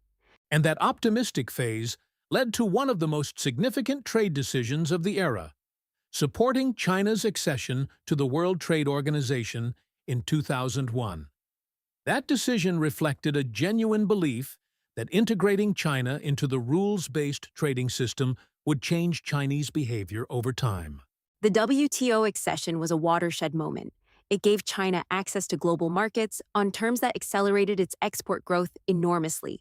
Chinese manufacturing capacity expanded at a pace that was genuinely unprecedented in economic history. The volume of Chinese exports to the United States and to global markets grew dramatically through the 2000s, transforming supply chains, consumer prices, and the competitive landscape for manufacturers around the world. And for American consumers, that transformation had a visible benefit: lower prices on a wide range of goods. But for American manufacturing communities, it had a different effect entirely. The research on what economists call the China shock, the impact of Chinese import competition on American manufacturing employment, found that the effects were larger and more concentrated than most economists had anticipated. Specific regions, specific industries, and specific communities experienced significant and persistent job losses. The adjustment was slower and more painful than standard trade models had predicted. So the economic relationship delivered real benefits: lower consumer prices, growth in sectors that exported to China, but also real costs that were concentrated in ways that generated lasting political consequences inside the United States. Exactly. And alongside those economic consequences, a set of specific grievances about Chinese trade practices began to accumulate in the American policy community. These were not peripheral complaints. They were serious structural concerns about how China was competing and about whether China was playing by the rules it had agreed to when it joined the WTO. Let us go through those grievances specifically. What are the concrete practices that the United States has pointed to as unfair or problematic in its trade relationship with China? The grievances cluster around several distinct practices. The first is intellectual property theft, the unauthorized acquisition of American technology, trade secrets, and proprietary business information. This has occurred through cyber intrusion, through industrial espionage, and through legal mechanisms that effectively compelled American companies to share technology as a condition of market access. Forced technology transfer. That is the phrase that comes up repeatedly. The idea that American companies doing business in China were effectively required to share their most valuable technological knowledge with Chinese partners or competitors as the price of market entry. That practice was documented extensively and became one of the central justifications for the Section 301 tariffs. The USTR investigation that preceded those tariffs found substantial evidence of technology transfer requirements, IP theft, and discriminatory licensing restrictions. These were the official findings that provided the legal basis for the tariff action. The second major grievance. What about market access? Because one of the arguments for free trade is that it creates mutual access. American companies should be able to compete in China the way Chinese companies compete in America. Has that reciprocity existed? It has not existed in equal measure. American companies operating in China have faced a range of barriers that Chinese companies do not face in the United States. Restrictions on foreign ownership in certain sectors, regulatory requirements that favor domestic competitors, limited access to government procurement, and a legal environment that has not always provided reliable protection for foreign intellectual property rights. So the relationship has been asymmetric. China has had relatively open access to American markets while maintaining significant restrictions on American access to Chinese markets. That asymmetry is a genuine and documented grievance. It is. And the third major grievance involves subsidies. The Chinese government provides substantial financial support to domestic industries through direct grants, preferential loans from state banks, subsidized land and energy, and other mechanisms. These subsidies allow Chinese producers to price their goods at levels that private companies operating without government support cannot match. That is the unfair competition argument in its most concrete form. And those subsidies are particularly significant in the sectors that are now most central to the tariff debate: electric vehicles, solar panels, semiconductors, steel. Exactly the industries where the U.S. is most concerned about Chinese competitive dominance. The overlap between the industries where Chinese subsidies are most extensive and the industries where U.S. tariffs are most aggressive is not a coincidence. It reflects the specific sectoral concerns that have driven the policy response. The U.S. is essentially saying, in these strategic industries, Chinese producers have an unfair advantage created by government policy, and we are going to use our own policy tools to counteract it. Now I want to ask about the Phase 1 trade deal. Because this was a significant diplomatic moment in the U.S.-China trade relationship. What was it? What did it achieve? And where does it stand now? The Phase 1 agreement was signed in January 2020, at the height of the initial U.S.-China trade conflict. It was framed as the first stage of a broader negotiated resolution. China committed to purchasing significantly increased volumes of American goods, agricultural products, manufactured goods, energy, and services, over a 2-year period. The U.S. agreed to reduce or suspend some of the tariffs it had imposed. And in terms of delivery, did China actually follow through on those purchase commitments? the evidence on delivery is mixed. China increased its purchases of American goods in some categories, but the overall purchase targets, which were ambitious, were not fully met. The COVID-19 pandemic disrupted trade flows in ways that complicated the assessment, and the structural issues that the Phase 1 deal left unaddressed, subsidies, intellectual property enforcement, market access, remained largely unresolved. So Phase 1 was a partial and temporary stabilization, not a fundamental resolution of the underlying tensions. The deeper structural issues remained on the table. That characterization is accurate. Phase 1 reduced the immediate temperature of the conflict without resolving the underlying causes. And there was always supposed to be a Phase 2, a deeper negotiation on the structural issues. That Phase 2 negotiation never meaningfully began. The relationship deteriorated further, and the structural issues have remained unresolved to this day. Which means the current tariff environment is operating against a backdrop of unresolved structural grievances and a failed diplomatic process. That context matters for understanding why the current measures are as extensive as they are. It does, and it also helps explain why there is skepticism in the U.S. policy community about the prospects for negotiated resolution in the near term. The experience of Phase 1, where commitments were made and only partially kept, and where structural reform was deferred, has reduced confidence that new negotiations would produce durable outcomes without significant changes in Chinese policy behavior. Let us talk about the national security dimension of the U.S.-China trade relationship specifically, because this goes beyond standard trade economics.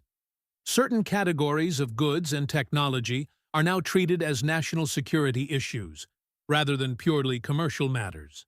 How has that shift changed the nature of the relationship? The national security framing has become central to how Washington approaches trade with China in strategic sectors. The concern is not just economic competition, it is about ensuring that the United States and its allies maintain technological superiority in areas that are critical to military capability and national security. Semiconductors are the clearest example. The most advanced chips are essential to weapons systems, artificial intelligence, and surveillance technology. And the U.S. response has gone beyond tariffs in this domain. Export controls, restrictions on what American companies can sell to Chinese entities, have become an equally important tool. Can you explain how export controls work alongside tariffs in this context? Export controls are a complementary instrument that operates on the other side of the trade equation. Tariffs restrict what enters the United States. Export controls restrict what leaves. In the semiconductor context, the U.S. has implemented sweeping controls on the export of advanced chips and chip-making equipment to China, preventing Chinese companies from acquiring the technology they need to advance their own semiconductor manufacturing capability. So the strategy is two-sided. Tariffs make it harder for Chinese products to compete in the American market. Export controls make it harder for China to acquire the technology it needs to develop its own competitive capacity. Both instruments are being used simultaneously to constrain Chinese technological advancement in strategic sectors. That is an accurate description of the integrated strategy, and it extends beyond the United States. The U.S. has worked to persuade allied countries, particularly the Netherlands and Japan, which host critical semiconductor equipment manufacturers, to align their export control policies with American restrictions. The goal is to create a multilateral technology barrier rather than a unilateral one that China could route around. Which brings a fascinating dimension to the story. The U.S. is using multilateral coordination on export controls, even while pursuing relatively unilateral action on tariffs. The approach varies by instrument and by objective. That variation reflects the different leverage dynamics involved. On tariffs, the U.S. has sufficient market power to act unilaterally with significant effect. On semiconductor technology, the critical choke points are located in allied countries, particularly the Netherlands, where ASML produces the most advanced chip-making equipment in the world. Effective control requires allied cooperation. So the U.S. has invested heavily in building that cooperation. Let me ask the question that I think sits at the heart of the entire U.S.-China trade relationship. Is managed competition between these two countries sustainable over the long term? Or does the trajectory of increasing friction, tariffs, And export controls point inevitably toward a more serious confrontation? That is the question that serious analysts debate with genuine uncertainty. My assessment is that managed competition is achievable, but it requires both sides to maintain certain minimum conditions. It requires enough economic interdependency to create mutual incentives against extreme escalation. It requires functional diplomatic channels through which disputes can be raised and negotiated. And it requires both sides to distinguish between competition in strategic sectors and the broader trade relationship. And right now, are those conditions being maintained? Are there functional diplomatic channels? Is the broader trade relationship being protected even as strategic competition intensifies? Partially. There are diplomatic channels, senior officials from both governments meet periodically, and there are working-level contacts on specific issues. But those channels have been strained and inconsistent. The distinction between strategic competition and broader trade disruption has become increasingly blurred as the list of sectors deemed strategically sensitive continues to expand. The conditions for managed competition exist but are under pressure. Under pressure but not yet broken. That is a carefully calibrated assessment, and it reflects the genuine uncertainty of the current moment. The U.S.-China relationship is not in free fall, but it is not stable. It is in a contested, dynamic, and consequential middle ground where the decisions made in the coming years will significantly shape the outcome. That framing captures it well, and it underscores why the trade policy decisions we have been discussing throughout this episode matter so much. They are not just economic decisions. They are inputs into a broader geopolitical relationship whose trajectory is genuinely uncertain and genuinely consequential for the United States, for China, and for the rest of the world. Consequential and uncertain. Two words that have come up repeatedly in this conversation, and rightly so. We now have a deep and honest picture of the U.S.-China trade relationship, its history, its grievances, its current state, and its trajectory. The next question that follows naturally from all of this is a forward-looking one. Given everything we know, given the decisions that have been made, the responses they have generated, and the structural forces at work, what happens next? That conversation is coming right up. We have covered an enormous amount of ground today, from the foundations of tariff policy through the U.S.-China relationship and its deep structural complexities. Now, I want to look forward, because understanding where things stand today is only part of the analytical task. The other part is developing a framework for thinking about where this is heading. Dr. Howell, when you look at the current trajectory of U.S. tariff policy and the broader trade environment, what are the realistic scenarios for how this unfolds? Before I walk through the scenarios, I want to be clear about something important. Anyone who tells you they know with certainty how this plays out is not being honest with you. The variables involved, political decisions in multiple capitals, economic conditions that shift, technological developments, unexpected events, are too numerous and too interconnected for confident prediction. What scenario analysis gives us is not a forecast. It is a framework for watching intelligently. That epistemic humility is important, and I appreciate it. We are not here to predict the future with false confidence. We are here to build a framework that helps our viewers follow this story as it develops. So let us walk through the scenarios. What is the first realistic path forward? The first scenario is escalation. In this path, the current trajectory of increasing tariffs, retaliatory measures, and strategic decoupling continues and intensifies. The United States expands its tariff coverage to additional sectors. China responds with broader retaliatory measures, not just agricultural tariffs, but restrictions on rare earth exports, regulatory pressure on American companies operating in China, and accelerated efforts to build alternative trade relationships that reduce Chinese dependency on the U.S. market. And in an escalation scenario, what are the consequences for the broader global economy? Because this is not just a bilateral story. It affects everyone. In an escalation scenario, the global consequences are significant. World trade volumes contract as the two largest economies erect higher barriers between them and pressure other countries to align. global supply chains face further disruption and restructuring costs. Inflation pressures increase in both the United States and China as the efficiency gains from trade integration are partially reversed. And the multilateral trading system, already under strain, faces additional erosion as unilateral action becomes normalized.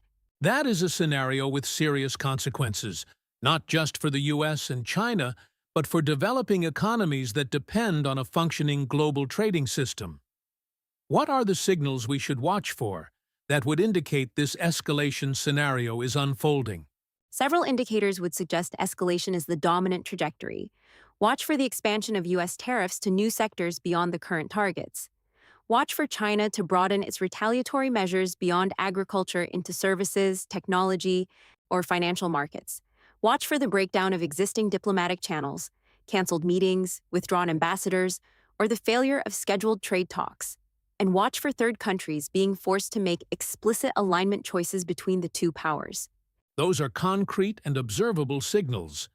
Expansion of tariff coverage, broadened Chinese retaliation, diplomatic breakdown, and third country alignment pressure. If those things are happening simultaneously, the escalation scenario is becoming the dominant reality. What is the second scenario? The second scenario is negotiated stabilization.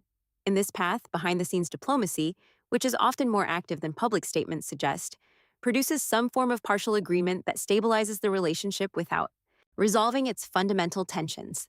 Both sides find areas where compromise is politically feasible and economically beneficial, and they use those areas to reduce immediate friction while leaving the harder structural issues for later. This scenario does not require a grand resolution of all the underlying disputes. It requires both sides to find enough common ground to prevent further deterioration, to essentially manage the conflict at its current level rather than allowing it to escalate. That is the essence of stabilization, and there are real incentives on both sides to pursue it. American businesses with significant China exposure, technology companies, agricultural exporters, consumer goods retailers are quietly pushing for relief from the cost of trade conflict. Chinese economic growth has slowed, and access to American markets and technology remains important to Chinese economic goals. Those mutual economic interests create space for negotiation even when the political relationship is strained. So stabilization does not require the two sides to like each other or to resolve their strategic competition. It requires them to recognize that managed conflict serves their interests better than unmanaged escalation. That is a lower bar, but still a meaningful one. Exactly. And stabilization scenarios often emerge not from grand diplomatic initiatives, but from quiet technical negotiations between trade officials, working through specific exemptions, specific purchase commitments, specific regulatory adjustments that collectively reduce tension without requiring either side to make politically visible concessions.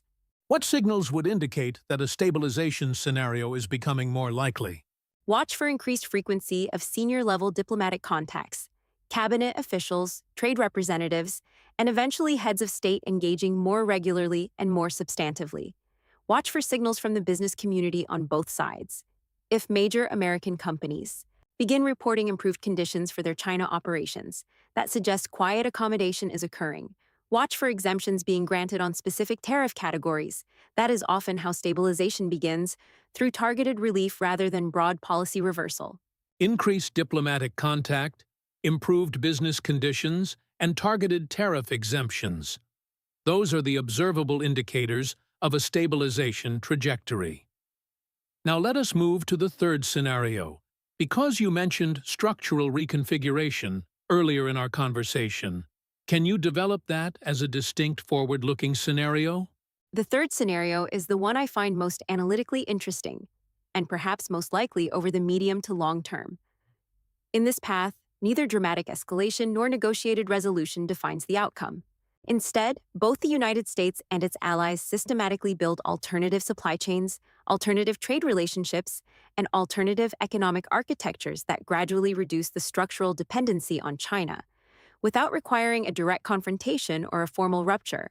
This is the friend-shoring and near-shoring trajectory we discussed earlier, but extended and accelerated as a deliberate strategic project rather than an organic market response.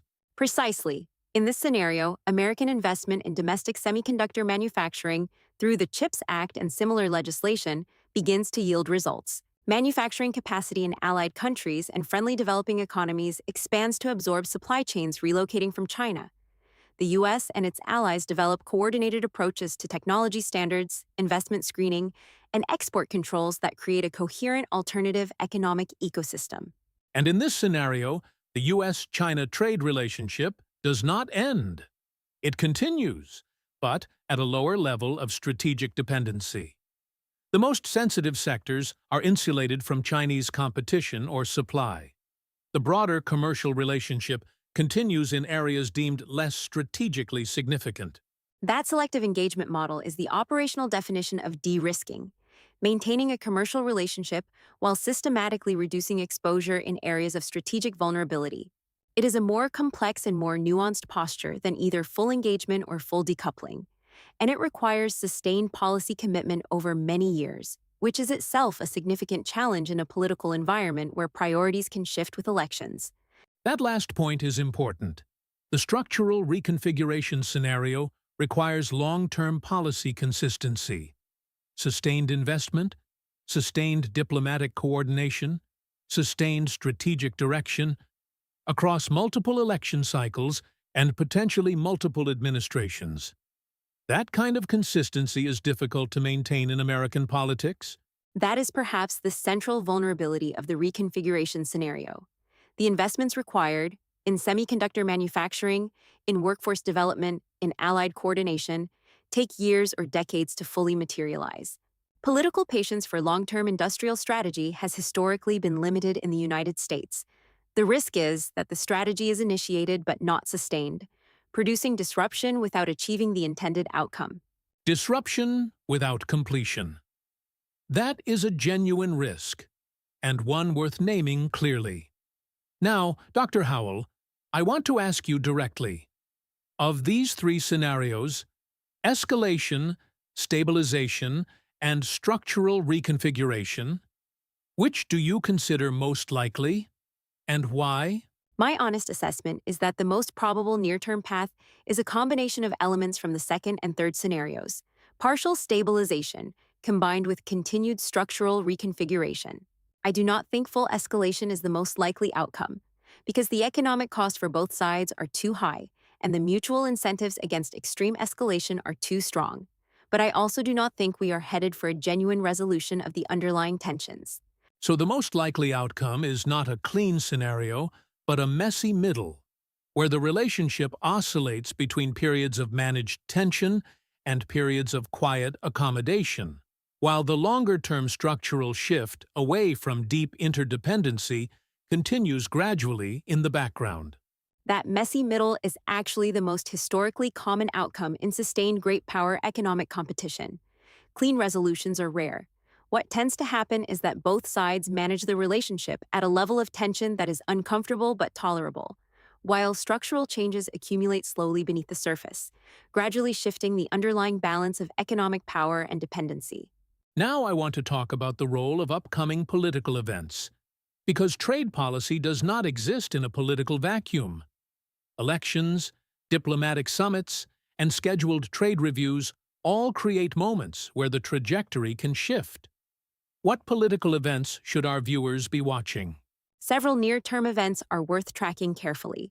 Trade policy reviews, the scheduled assessments of existing tariff measures that the USTR conducts periodically, can result in tariffs being extended, modified, or in some cases reduced. Those reviews are less visible than major diplomatic summits, but can have significant practical consequences for specific industries. And on the diplomatic calendar, are there scheduled engagements between U.S. and Chinese officials that could serve as inflection points for the trade relationship?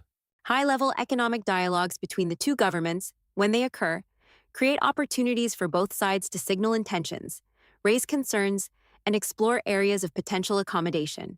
The challenge is that these dialogues have been inconsistent. They happen, then they stall, then they resume. The pattern reflects the broader rhythm of the relationship, periodic engagement punctuated by episodes of friction and withdrawal. What about the role of the American business community? because corporations with significant China exposure are not passive observers of this process. They have significant lobbying resources and political influence. How are they shaping the policy environment? The business community's influence on trade policy is real, but often underappreciated in public discussion. Major American companies that manufacture in China, sell to Chinese consumers, or depend on Chinese components are actively engaged with the policy process through industry associations, direct lobbying, and public advocacy.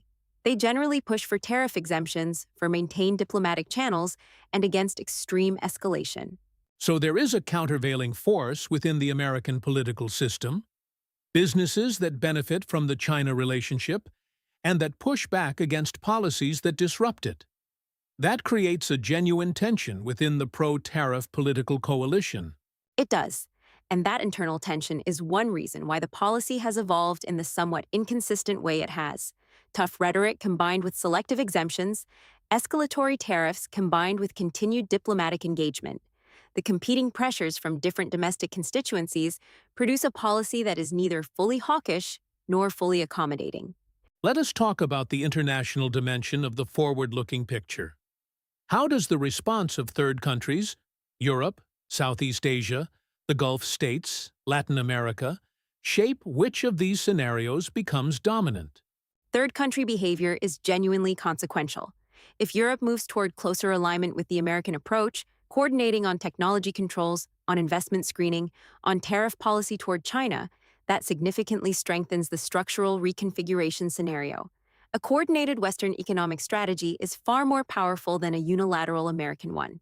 And if Europe pursues a more independent path, maintaining closer economic ties with China while keeping its distance from American trade measures, that weakens the reconfiguration scenario and potentially pushes toward either escalation or a messy stabilization. European behavior is therefore one of the most important variables to watch, and European decisions will be shaped by their own economic interests, which differ from American interests in important ways. European companies have significant China exposure. European governments face different domestic political pressures. The alignment between American and European trade strategies is real but incomplete and cannot be taken for granted. What about the role of technology? Because technological developments can shift the economic landscape in ways that alter the strategic calculus for both sides. Are there technology developments that could meaningfully change the trajectory of this situation? Technology is a wild card of genuine significance. If American and allied investment in semiconductor manufacturing yields results faster than expected, if new domestic production capacity comes online and reduces dependency on Asian supply chains, that strengthens the strategic position of the United States and reduces the leverage China holds in the technology domain. Conversely, if China makes unexpected breakthroughs in advanced chip manufacturing, overcoming the export control barriers, that alters the balance of technological competition in ways that would force a reassessment of current strategy. So the technology race itself, the competition to develop and control critical technologies, is not just a consequence of the trade conflict. It is also a driver of future scenarios. The outcome of that race will shape which diplomatic and economic paths are available to both sides. Precisely. And it underscores why trade policy and technology policy cannot be analyzed in isolation. They are deeply intertwined. The tariffs on semiconductors, the export controls on chip-making equipment, the subsidies for domestic manufacturing, these are all instruments in a broader competition whose ultimate prize is technological leadership in the industries that will define economic and military power for the next several decades. Let me bring this section to a close with a summary of the forward-looking framework we have built. 3 scenarios are plausible: escalation, stabilization, and structural reconfiguration. The most likely near-term path is a combination of partial stabilization and continued structural reconfiguration rather than a clean version of any single scenario. Key variables to watch include the frequency and substance of diplomatic contacts, the expansion or contraction of tariff coverage, the behavior of the European Union and other major third parties, developments in the technology competition, and the influence of the American business community on the domestic policy debate. That framework gives our viewers a concrete set of things to look for as this story continues to unfold. The goal is not to predict with false precision, but to watch intelligently, to understand what the signals mean and how they connect to the larger strategic picture we have been building throughout this conversation. Watching intelligently. That is exactly the purpose of this program and this conversation. We have now covered the policy landscape from foundation to forecast. Before we close, I want to step back from the pure policy analysis and spend some time on something equally important: the language itself. Because a significant part of our audience is using conversations like this one to build their English language skills, and the vocabulary of trade policy is genuinely valuable. That is where we are headed next. We have just completed a serious and wide-ranging policy conversation, and I want to take a moment now to serve a part of our audience that is equally important to us: our English-learning viewers. One of the things that makes the Policy Room different is that we design every episode with language learners in mind. Dr. Howell, I hope you will stay with me for this segment, because having an expert use these words naturally in conversation is one of the best ways for learners to absorb them. I am happy to do this. And I want to say something genuine to our English learning viewers before we begin. The fact that you have followed this conversation to this point, a detailed technical discussion of trade policy conducted entirely in English, is a real achievement. The vocabulary we are about to review is not simple vocabulary. It is the language that serious analysts, policymakers, and journalists use every day. Knowing these words gives you access to a conversation that most people, even native speakers, all find difficult to follow. Well said. So let us work through the key vocabulary from today's episode systematically.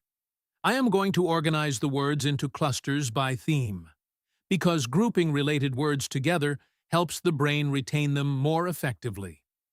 Our first cluster is what I would call trade mechanics, the foundational words that describe how trade actually works. The most important word in this cluster is tariff, and we have used it hundreds of times today. A tariff is a tax placed on goods that are imported from another country. It is paid by the importer, the company or person bringing the goods in, not by the foreign country. When you read in the news that the United States has imposed a tariff on Chinese electric vehicles, that sentence now carries precise meaning for you.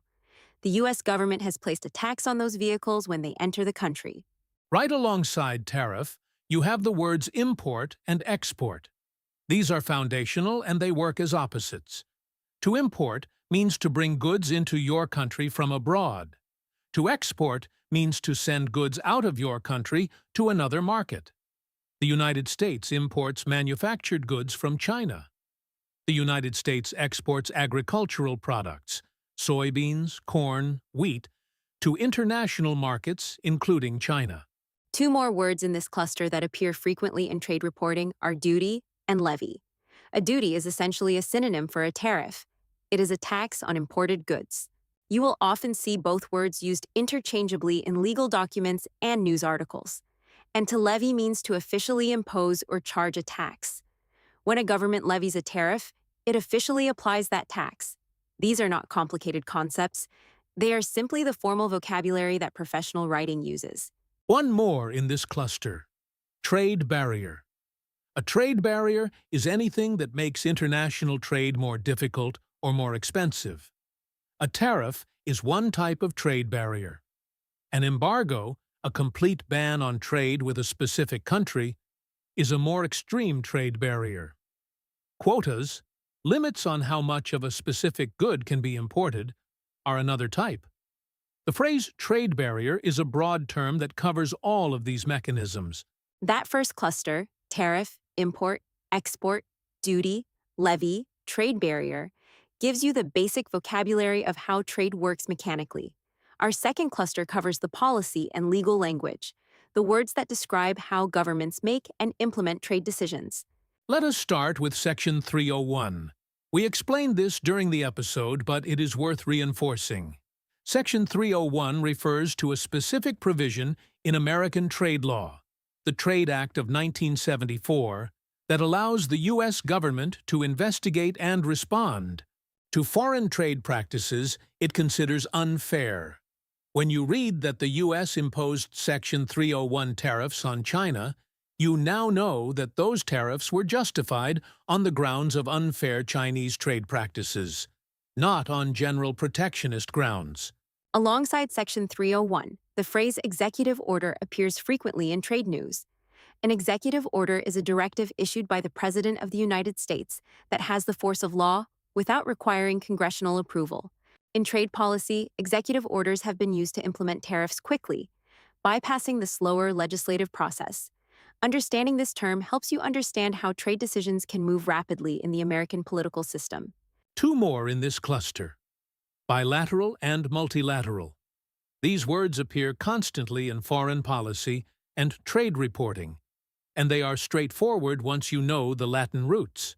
Bilateral means involving two parties, two countries, two governments. A bilateral trade agreement is a deal between two countries. Multilateral means involving many parties. The World Trade Organization operates on a multilateral basis. It includes most of the countries in the world. And the WTO itself, the World Trade Organization, is a term worth understanding clearly. It is the international institution that sets the rules for global trade, provides a forum for trade negotiations, and operates a dispute resolution system through which countries can formally challenge each other's trade measures. When you read that a country has filed a WTO complaint, it means that country is formally challenging another country's trade practice through this international legal system. Our third vocabulary cluster covers strategy and geopolitics, the words that connect trade to broader questions of power, competition, and international relations. And this is where the vocabulary gets particularly rich and important. Let us begin with supply chain, a term that became part of everyday conversation during the pandemic, but that carries precise meaning in trade policy. A supply chain is the entire sequence of steps involved in producing and delivering a product, from raw materials through manufacturing, transportation, distribution, and final sale. When analysts talk about supply chain vulnerability, they mean that one or more steps in that sequence are located in places that create risk because of political instability, geographic distance, or dependency on a potentially adversarial supplier. Closely related to supply chain is the word decoupling. We spent time on this during the episode. Decoupling refers to the deliberate effort to reduce economic interdependency between two countries, specifically, in the current context, between the United States and China. Full decoupling would mean the two economies trading very little with each other. Selective decoupling, or de-risking, means reducing dependency in specific strategic sectors while maintaining broader trade relationships. De-risking is a word our viewers should know well. It is now the preferred term in official American and European policy discussions. It acknowledges that complete separation from China is neither feasible nor desirable, but argues that reducing exposure in areas of strategic vulnerability is a reasonable and necessary precaution. When you hear a senior official use the phrase de-risking rather than decoupling, that choice of words is itself a policy signal. Two more in this cluster: friend-shoring and near-shoring. We explained these during the episode, but let us reinforce them. Friend-shoring means relocating supply chains to countries that are considered reliable political and strategic allies. Friends. Near-shoring means relocating supply chains to countries that are geographically close. Near. Both strategies aim to reduce dependency on distant or potentially adversarial suppliers by building economic relationships with countries that are either politically aligned or physically proximate. And the phrase strategic competition, which appears constantly in current foreign policy discussion, describes the relationship between the United States and China in its current form. It acknowledges that the two countries are competing for technological leadership, for economic influence, for geopolitical position, while stopping short of characterizing the relationship as outright hostility or conflict. Strategic competition is the official framing, and understanding it helps you interpret a wide range of policy statements and news reporting. Our fourth vocabulary cluster covers economics, the words that describe the economic mechanisms and consequences of trade policy decisions. These are words you will encounter in financial news, in academic analysis, and in policy debates. Protectionism is perhaps the most important word in this cluster. Protectionism refers to the use of government policy, tariffs, quotas, subsidies, regulations, to shield domestic industries from foreign competition.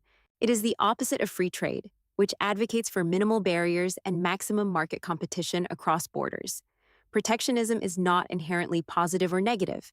It is a policy approach with genuine arguments in its favor and genuine costs, as we discussed extensively today. Right alongside protectionism is the word subsidy. A subsidy is financial support provided by a government to a specific industry or company, typically to make that industry more competitive or to support its survival. When the U.S. accuses China of subsidizing its electric vehicle industry, it means the Chinese government is providing financial support through grants, cheap loans, or other mechanisms that allows Chinese companies to sell electric vehicles at prices that privately funded competitors cannot match. Two more economic terms worth reinforcing: inflation and competitive advantage. Inflation refers to the general rise in prices across an economy over time. We discussed how tariffs can contribute to inflation by raising the cost of imported goods, cost that is often passed through to consumers in the form of higher prices. Competitive advantage refers to the ability of a country or company to produce goods or services more efficiently or effectively than competitors, giving it an edge in the market. Our fifth and final vocabulary cluster covers diplomacy, the language of international relations and negotiation that surrounds trade policy decisions. Retaliation and counter-tariff are words our viewers will encounter constantly in trade conflict reporting. Retaliation means responding to another country's trade measure with a measure of your own, typically targeting that country's exports in return. A counter-tariff is specifically a tariff imposed in response to another country's tariff. When China imposes tariffs on American soybeans in response to American tariffs on Chinese goods, that is retaliation in the form of counter-tariffs. Two more: de-escalation and trade negotiations. De-escalation means reducing the intensity of a conflict, taking steps to lower tension rather than increase it. In trade policy, de-escalation might involve reducing tariff rates, granting exemptions, or resuming diplomatic dialogue that had been suspended. Trade negotiations refers to the formal process through which governments discuss and attempt to resolve trade disputes or establish new trade agreements. Both terms reflect the diplomatic dimension of trade policy, the ongoing effort to manage conflict through dialogue rather than purely through economic pressure. I want to add one final phrase that our viewers should know: rules-based order. This phrase appears constantly in foreign policy discussion and specifically in trade policy. The rules-based order refers to the system of international laws, institutions, and norms, including the WTO, trade agreements, and diplomatic conventions, that are supposed to govern how countries interact with each other economically and politically. When analysts say the rules-based order is under strain, they mean that major countries are increasingly acting outside or against those established rules and institutions. Rules-based order, a phrase that carries enormous weight in current policy discussion. And now our viewers understand precisely what it means and why it matters. Let me offer a final word directly to our English learning audience. You have just reviewed approximately 25 terms that form the core vocabulary of international trade policy. These are not just useful words for following trade news. They are the building blocks of the language that serious professionals use when discussing global economics, foreign policy, and international relations. And the best way to reinforce these words is exactly what you have been doing today: encountering them in context, in a real analytical conversation where their meaning is demonstrated through use rather than simply defined in isolation. That contextual learning is how language is truly absorbed. Every episode of this program is an opportunity to add to that vocabulary in a natural and meaningful way. Beautifully said. Read one serious news article every day. Listen to policy conversations like this one. Notice when these words appear and pay attention to how they are used. Over time, and it does not take as long as you might think. This vocabulary becomes natural. It becomes the language through which you engage with the world's most important conversations. And that access is genuinely valuable. In our next segment, we are going to address something equally important: the misconceptions that surround tariff policy. Because thinking clearly about trade requires not just knowing the right vocabulary, but also identifying and correcting the ideas that distort public understanding of this topic. We have built a strong analytical foundation today: the policy history, the current decisions, the global reactions, the domestic impact, and the vocabulary to follow all of it intelligently. Now, I want to use this part of our conversation to do something that I think is genuinely valuable: address the misconceptions. Because one of the biggest obstacles to clear thinking about trade policy is not a lack of information. It is the presence of ideas that sound plausible but do not hold up to scrutiny. Dr. Howell, what are the most common misconceptions you encounter when the public discusses tariffs? This is a topic I feel strongly about because misconceptions about trade policy are not harmless. They shape public opinion, they influence political decisions, and they make it harder for society to have the honest, evidence-based conversation that good policy requires. The misconceptions around tariffs are particularly persistent because they often contain a kernel of intuitive logic that makes them feel true even when the evidence points elsewhere. Let us go through them one by one. What is the first and perhaps most widespread misconception about tariffs? The most pervasive misconception is the belief that tariffs are paid by the foreign country, that when the United States imposes a tariff on Chinese goods, China pays the cost. This idea is stated explicitly and repeatedly in political rhetoric, and it is fundamentally incorrect. The tariff is paid by the American importer, the American company that brings the goods into the country. China does not write a check to Washington. We established this early in our conversation, but it is worth returning to because it is so consequential. If people believe that tariffs are paid by foreign countries, they will evaluate tariff policy very differently than if they understand that the costs are primarily borne by American businesses and consumers. Exactly. And the economic evidence on this specific point is unusually clear. Studies of the tariffs imposed on Chinese goods found that Chinese exporters did not significantly reduce their prices in response, meaning the tariff cost was not absorbed by the foreign producer. American importers paid the higher cost, and a large proportion of that cost was passed through to American buyers in the form of higher prices. The burden fell predominantly on the American side of the transaction.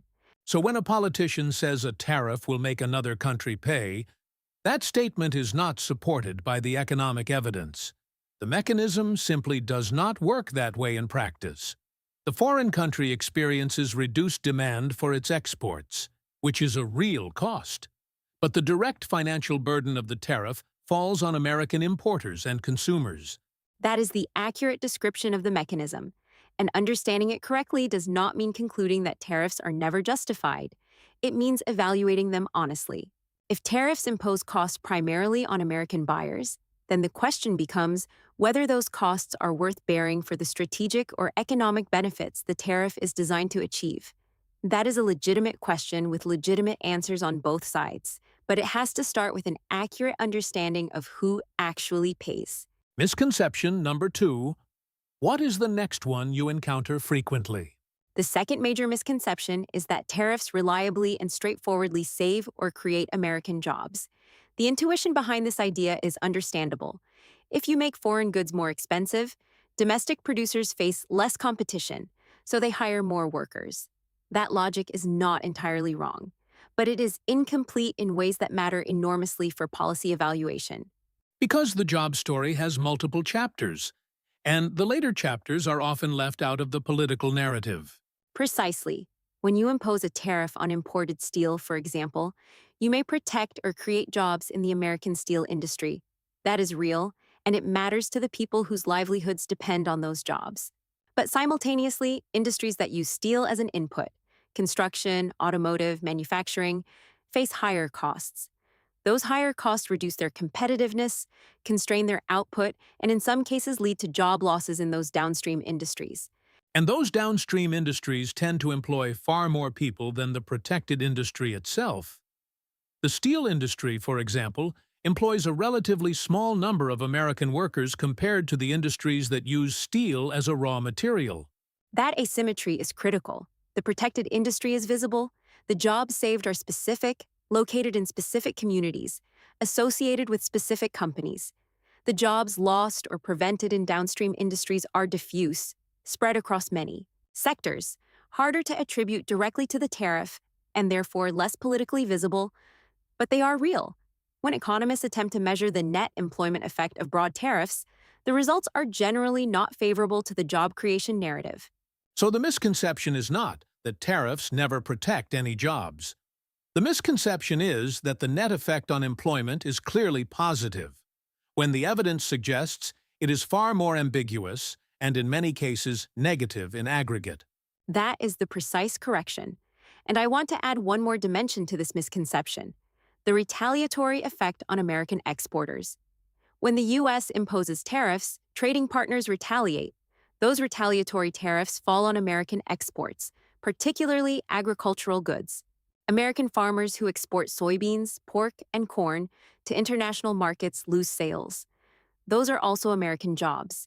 A complete accounting of the employment effect of tariff policy has to include the jobs affected by retaliation, not just the jobs protected in the targeted domestic industry. The full employment picture requires counting the jobs protected, the jobs lost in downstream industries, and the jobs affected by retaliatory tariffs on American exports.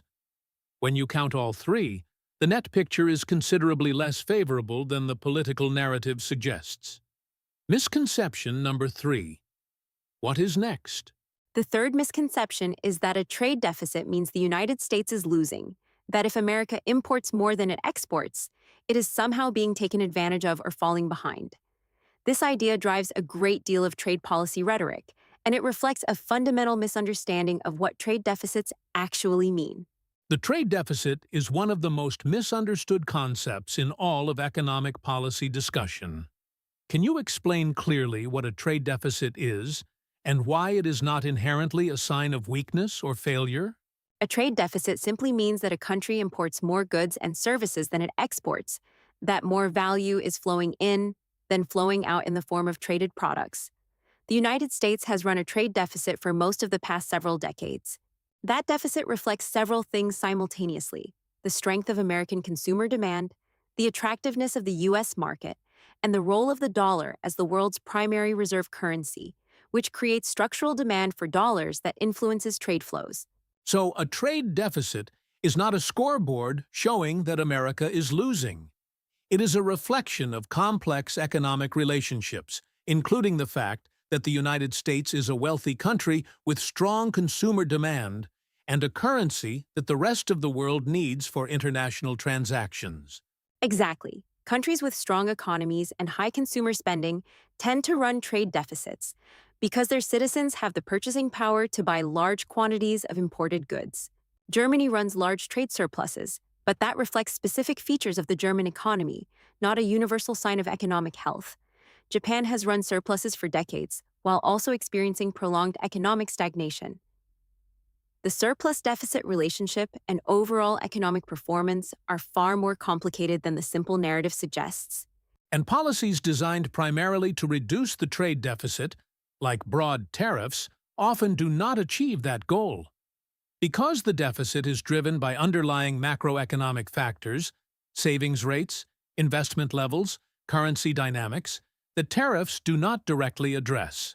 That is a point that economists across the political spectrum largely agree on. If you impose tariffs on imports from one country, you may reduce the deficit with that specific country. But if the underlying macroeconomic factors remain unchanged, the deficit tends to shift to other countries rather than shrink overall.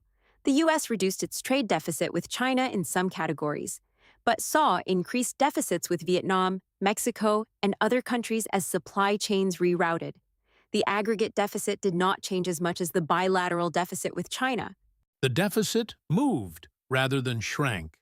That is an important empirical observation that challenges one of the central justifications for broad tariff policy. Misconception number 4. What comes next? The fourth misconception is that tariffs are a new, radical, or unusual policy tool, that what we are seeing now represents an unprecedented departure from normal American trade practice.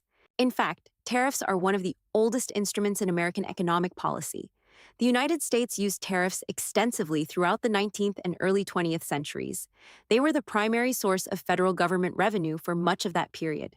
The history of American tariff policy goes back to the very founding of the Republic. Alexander Hamilton, the first Secretary of the Treasury, was an advocate of protective tariffs as a tool for building American industrial capacity. The idea of using trade barriers to develop domestic industry has deep roots in American economic thought. That historical context matters because it challenges the narrative that tariffs are inherently radical, or that opposition to them represents the default American position. The post-war era of trade liberalization, from roughly the late 1940s through the 1990s, was actually the unusual period in American trade. History. The broader historical pattern includes extensive use of tariffs for both revenue and protection. What is different now is not the use of tariffs per se, but the specific context: a globalized economy, complex supply chains, and a bilateral relationship with China that has no clear historical precedent. So tariffs are not a radical departure from American tradition. They are a return to instruments that have deep roots in American economic history, applied in a new and more complex context.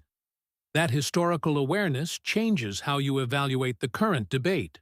Significantly, and it should make us more careful about claims on both sides, both the claim that tariffs are dangerously unprecedented and the claim that they are a proven solution to current challenges. The historical record is mixed and context-dependent, which is exactly where serious policy analysis should start. Misconception number 5. Let us make sure we cover this one because I think it is particularly relevant right now. The fifth misconception is that the United States is uniquely or unusually protectionist, that America is the outlier in a world of otherwise open trading nations. This framing is sometimes used to criticize American tariff policy as aberrational, but it does not accurately reflect the global trade landscape. Every major economy in the world uses trade barriers of various kinds: tariffs, subsidies, regulatory standards, procurement preferences, to protect domestic industries and advance strategic interests. The European Union has its own extensive system of agricultural subsidies and protective tariffs. China maintains significant barriers to foreign competition in many sectors. India has historically used high tariffs to protect domestic industries. Japan has used regulatory barriers alongside formal tariffs. This is the normal condition of global trade, not a system of pure free markets occasionally disrupted by American protectionism. That is accurate, and it matters for how we evaluate American policy. The relevant question is not whether the U.S. uses trade barriers, all major economies do, but whether the specific barriers being used are well-designed, proportionate to the stated objectives, and consistent with the rules and commitments the U.S. has made through trade agreements and international institutions. Those are legitimate questions that deserve serious answers, but they are very different from the question of whether tariffs are inherently aberrational. So the misconception cuts in both directions, against those who claim American tariffs are unprecedented, and against those who claim other countries are playing by pure free market rules while America distorts the system. The reality is that strategic use of trade policy is universal among major economies. The debate should be about the specific merits and costs of specific measures, not about a false binary between free trade and protectionism. That reframing, from a binary debate to a nuanced evaluation of specific measures, is exactly what good policy analysis requires. And it is what I hope our viewers take away from this entire conversation. Trade policy is not a simple story with heroes and villains. It is a complex set of decisions with real trade-offs, real winners and losers, and real consequences that deserve honest and careful assessment. Real trade-offs requiring honest assessment. That principle applies not just to trade policy, but to virtually every major policy question our program addresses.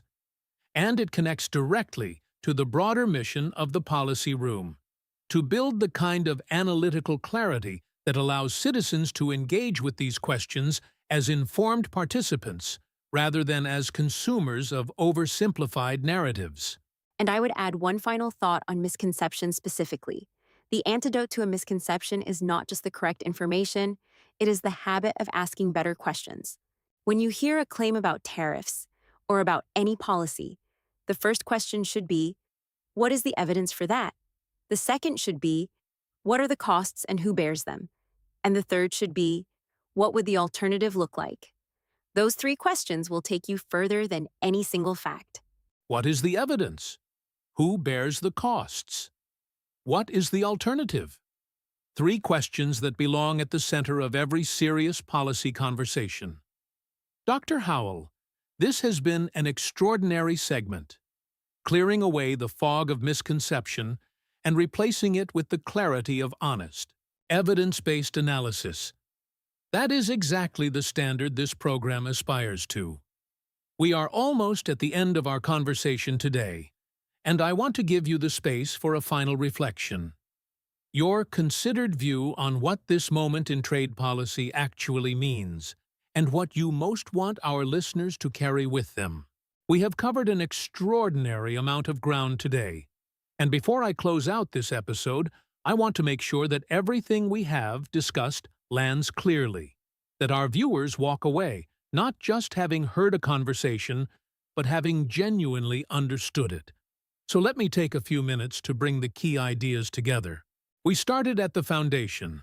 A tariff is a tax on imported goods, paid by the American importer, collected at the border, and in most cases passed through to American businesses and consumers in the form of higher prices.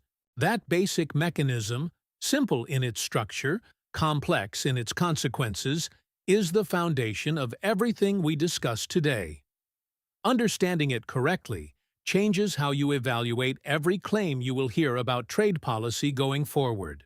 From the foundation, we move to the current decisions.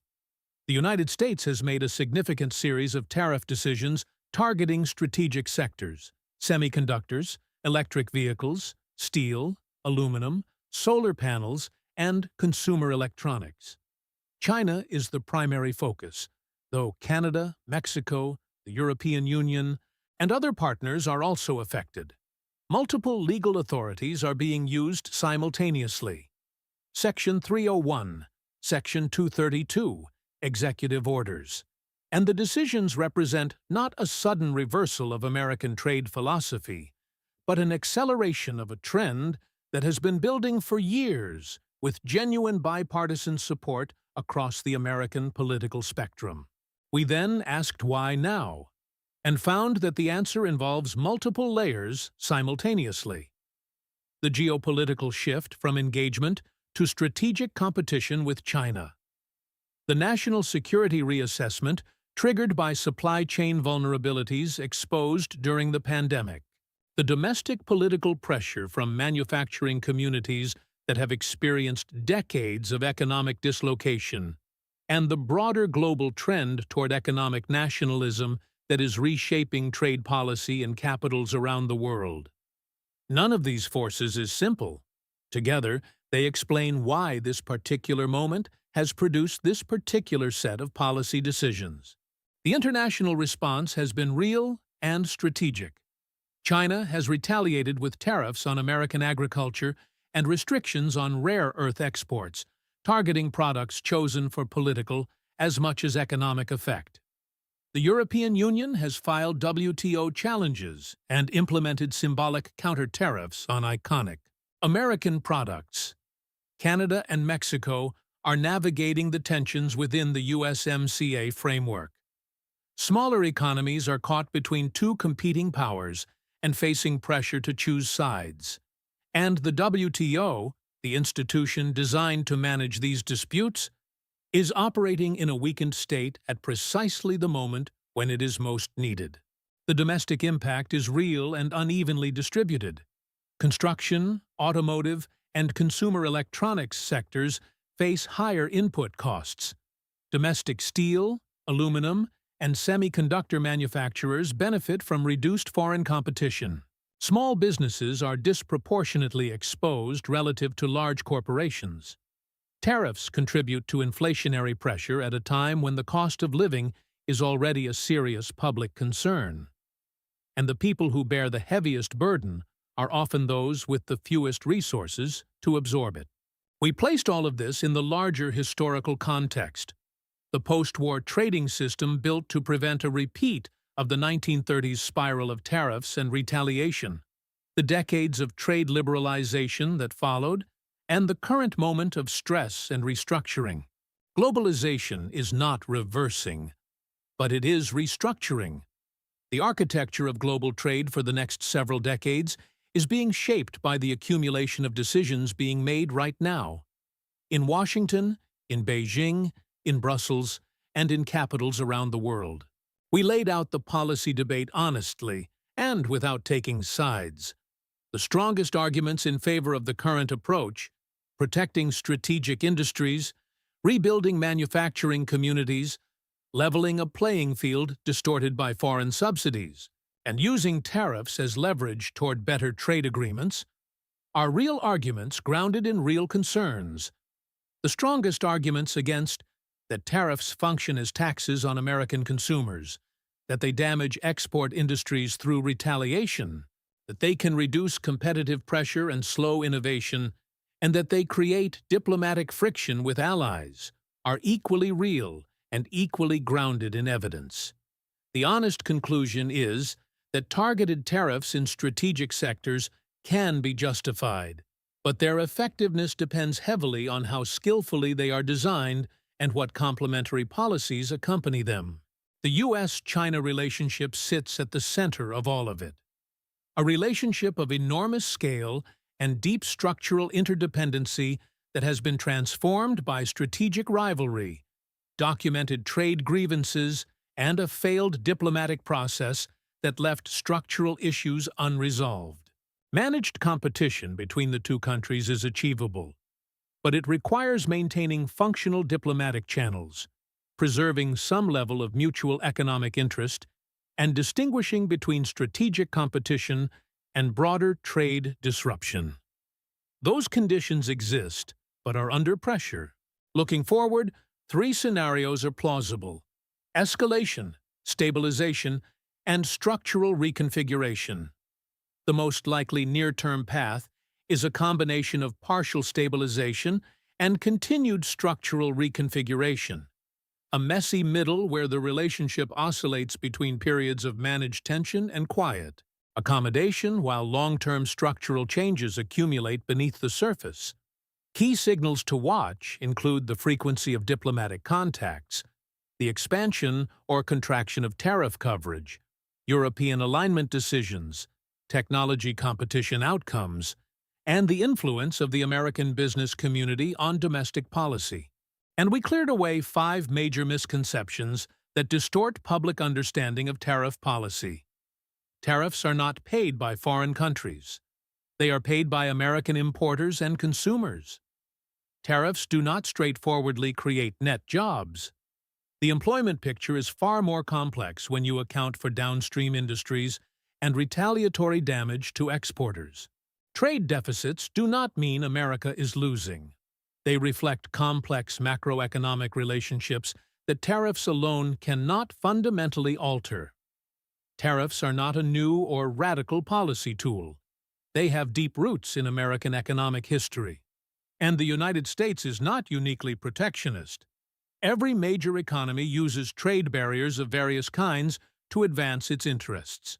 Now, I want to speak directly to our English-learning viewers one more time. If you made it to this point in the episode, if you have followed this conversation from the foundational definition of a tariff through the U.S.-China relationship and into the forward-looking scenario analysis, you have just completed something genuinely significant. You have engaged with one of the most complex and consequential policy topics in the world, conducted entirely in English, at a level of analytical depth that most native speakers never encounter. The vocabulary you encountered today: tariff, supply chain, decoupling, retaliation, protectionism, de-risking, friend shoring, strategic competition, rules-based order. These are not just words for a vocabulary test. They are the language of the conversations that shape the world. When you read a news article about trade policy and these words appear, you will not need to pause and look them up. You will recognize them, understand them in context, and use them to build a clearer picture of what is actually happening. That is what this program is designed to do. Not just to inform, but to equip, to give you the analytical frameworks and the language tools to engage with global affairs as an informed, confident, and independent thinker. That is a goal worth working toward. And every episode you watch, every conversation you follow, every new word you absorb moves you closer to it. I want to hear from you. What did today's conversation make you think about? What questions do you still have after everything we discussed? What topics would you like us to cover in future episodes? Drop your thoughts in the comments section. We read every single comment, and your questions genuinely shape the direction of this program. If there was a moment in today's conversation where something clicked for you, where an idea that had seemed confusing suddenly made sense, tell us about that moment. Those moments matter to us. If today's episode gave you value, if it helped you understand something more clearly, if it added to your English vocabulary, if it gave you a framework for following trade policy news more intelligently, please share it with someone who would benefit. Share it with a colleague who follows global affairs. Share it with a friend who is learning English. Share it with anyone who wants to understand the world more clearly. The Policy Room exists to build understanding, and every person who watches and shares this content is part of that mission. Subscribe to the channel if you have not already, so that you receive notification when new episodes are published. We release new content regularly, and each episode is designed with the same care and analytical rigor you experience today. Every topic we cover, whether it is trade policy, security alliances, energy markets, diplomatic negotiations, or domestic political developments, will be approached the same way. Clear, honest, evidence-based, and accessible to anyone who brings genuine curiosity to the conversation. Before I sign off, let me give you a preview of where we are headed next. In our next episode, we are going to be examining a development that connects directly to much of what we discussed today: the evolving relationship between the United States and its Indo-Pacific allies, and what the current trade and security environment means for the strategic architecture of that region. It is a conversation that will build naturally on the foundations we laid today, and one that I think you will find equally illuminating. Dr. Sandra Howell, thank you for joining us. Your clarity, your rigor, and your genuine commitment to honest analysis made this one of the most substantive conversations we have had on this program. To everyone watching, thank you. Thank you for your time, your attention, and your commitment to understanding the world more clearly. This is the Policy Room. I am Daniel Carter. Stay curious, stay informed, and we will see you in the next episode.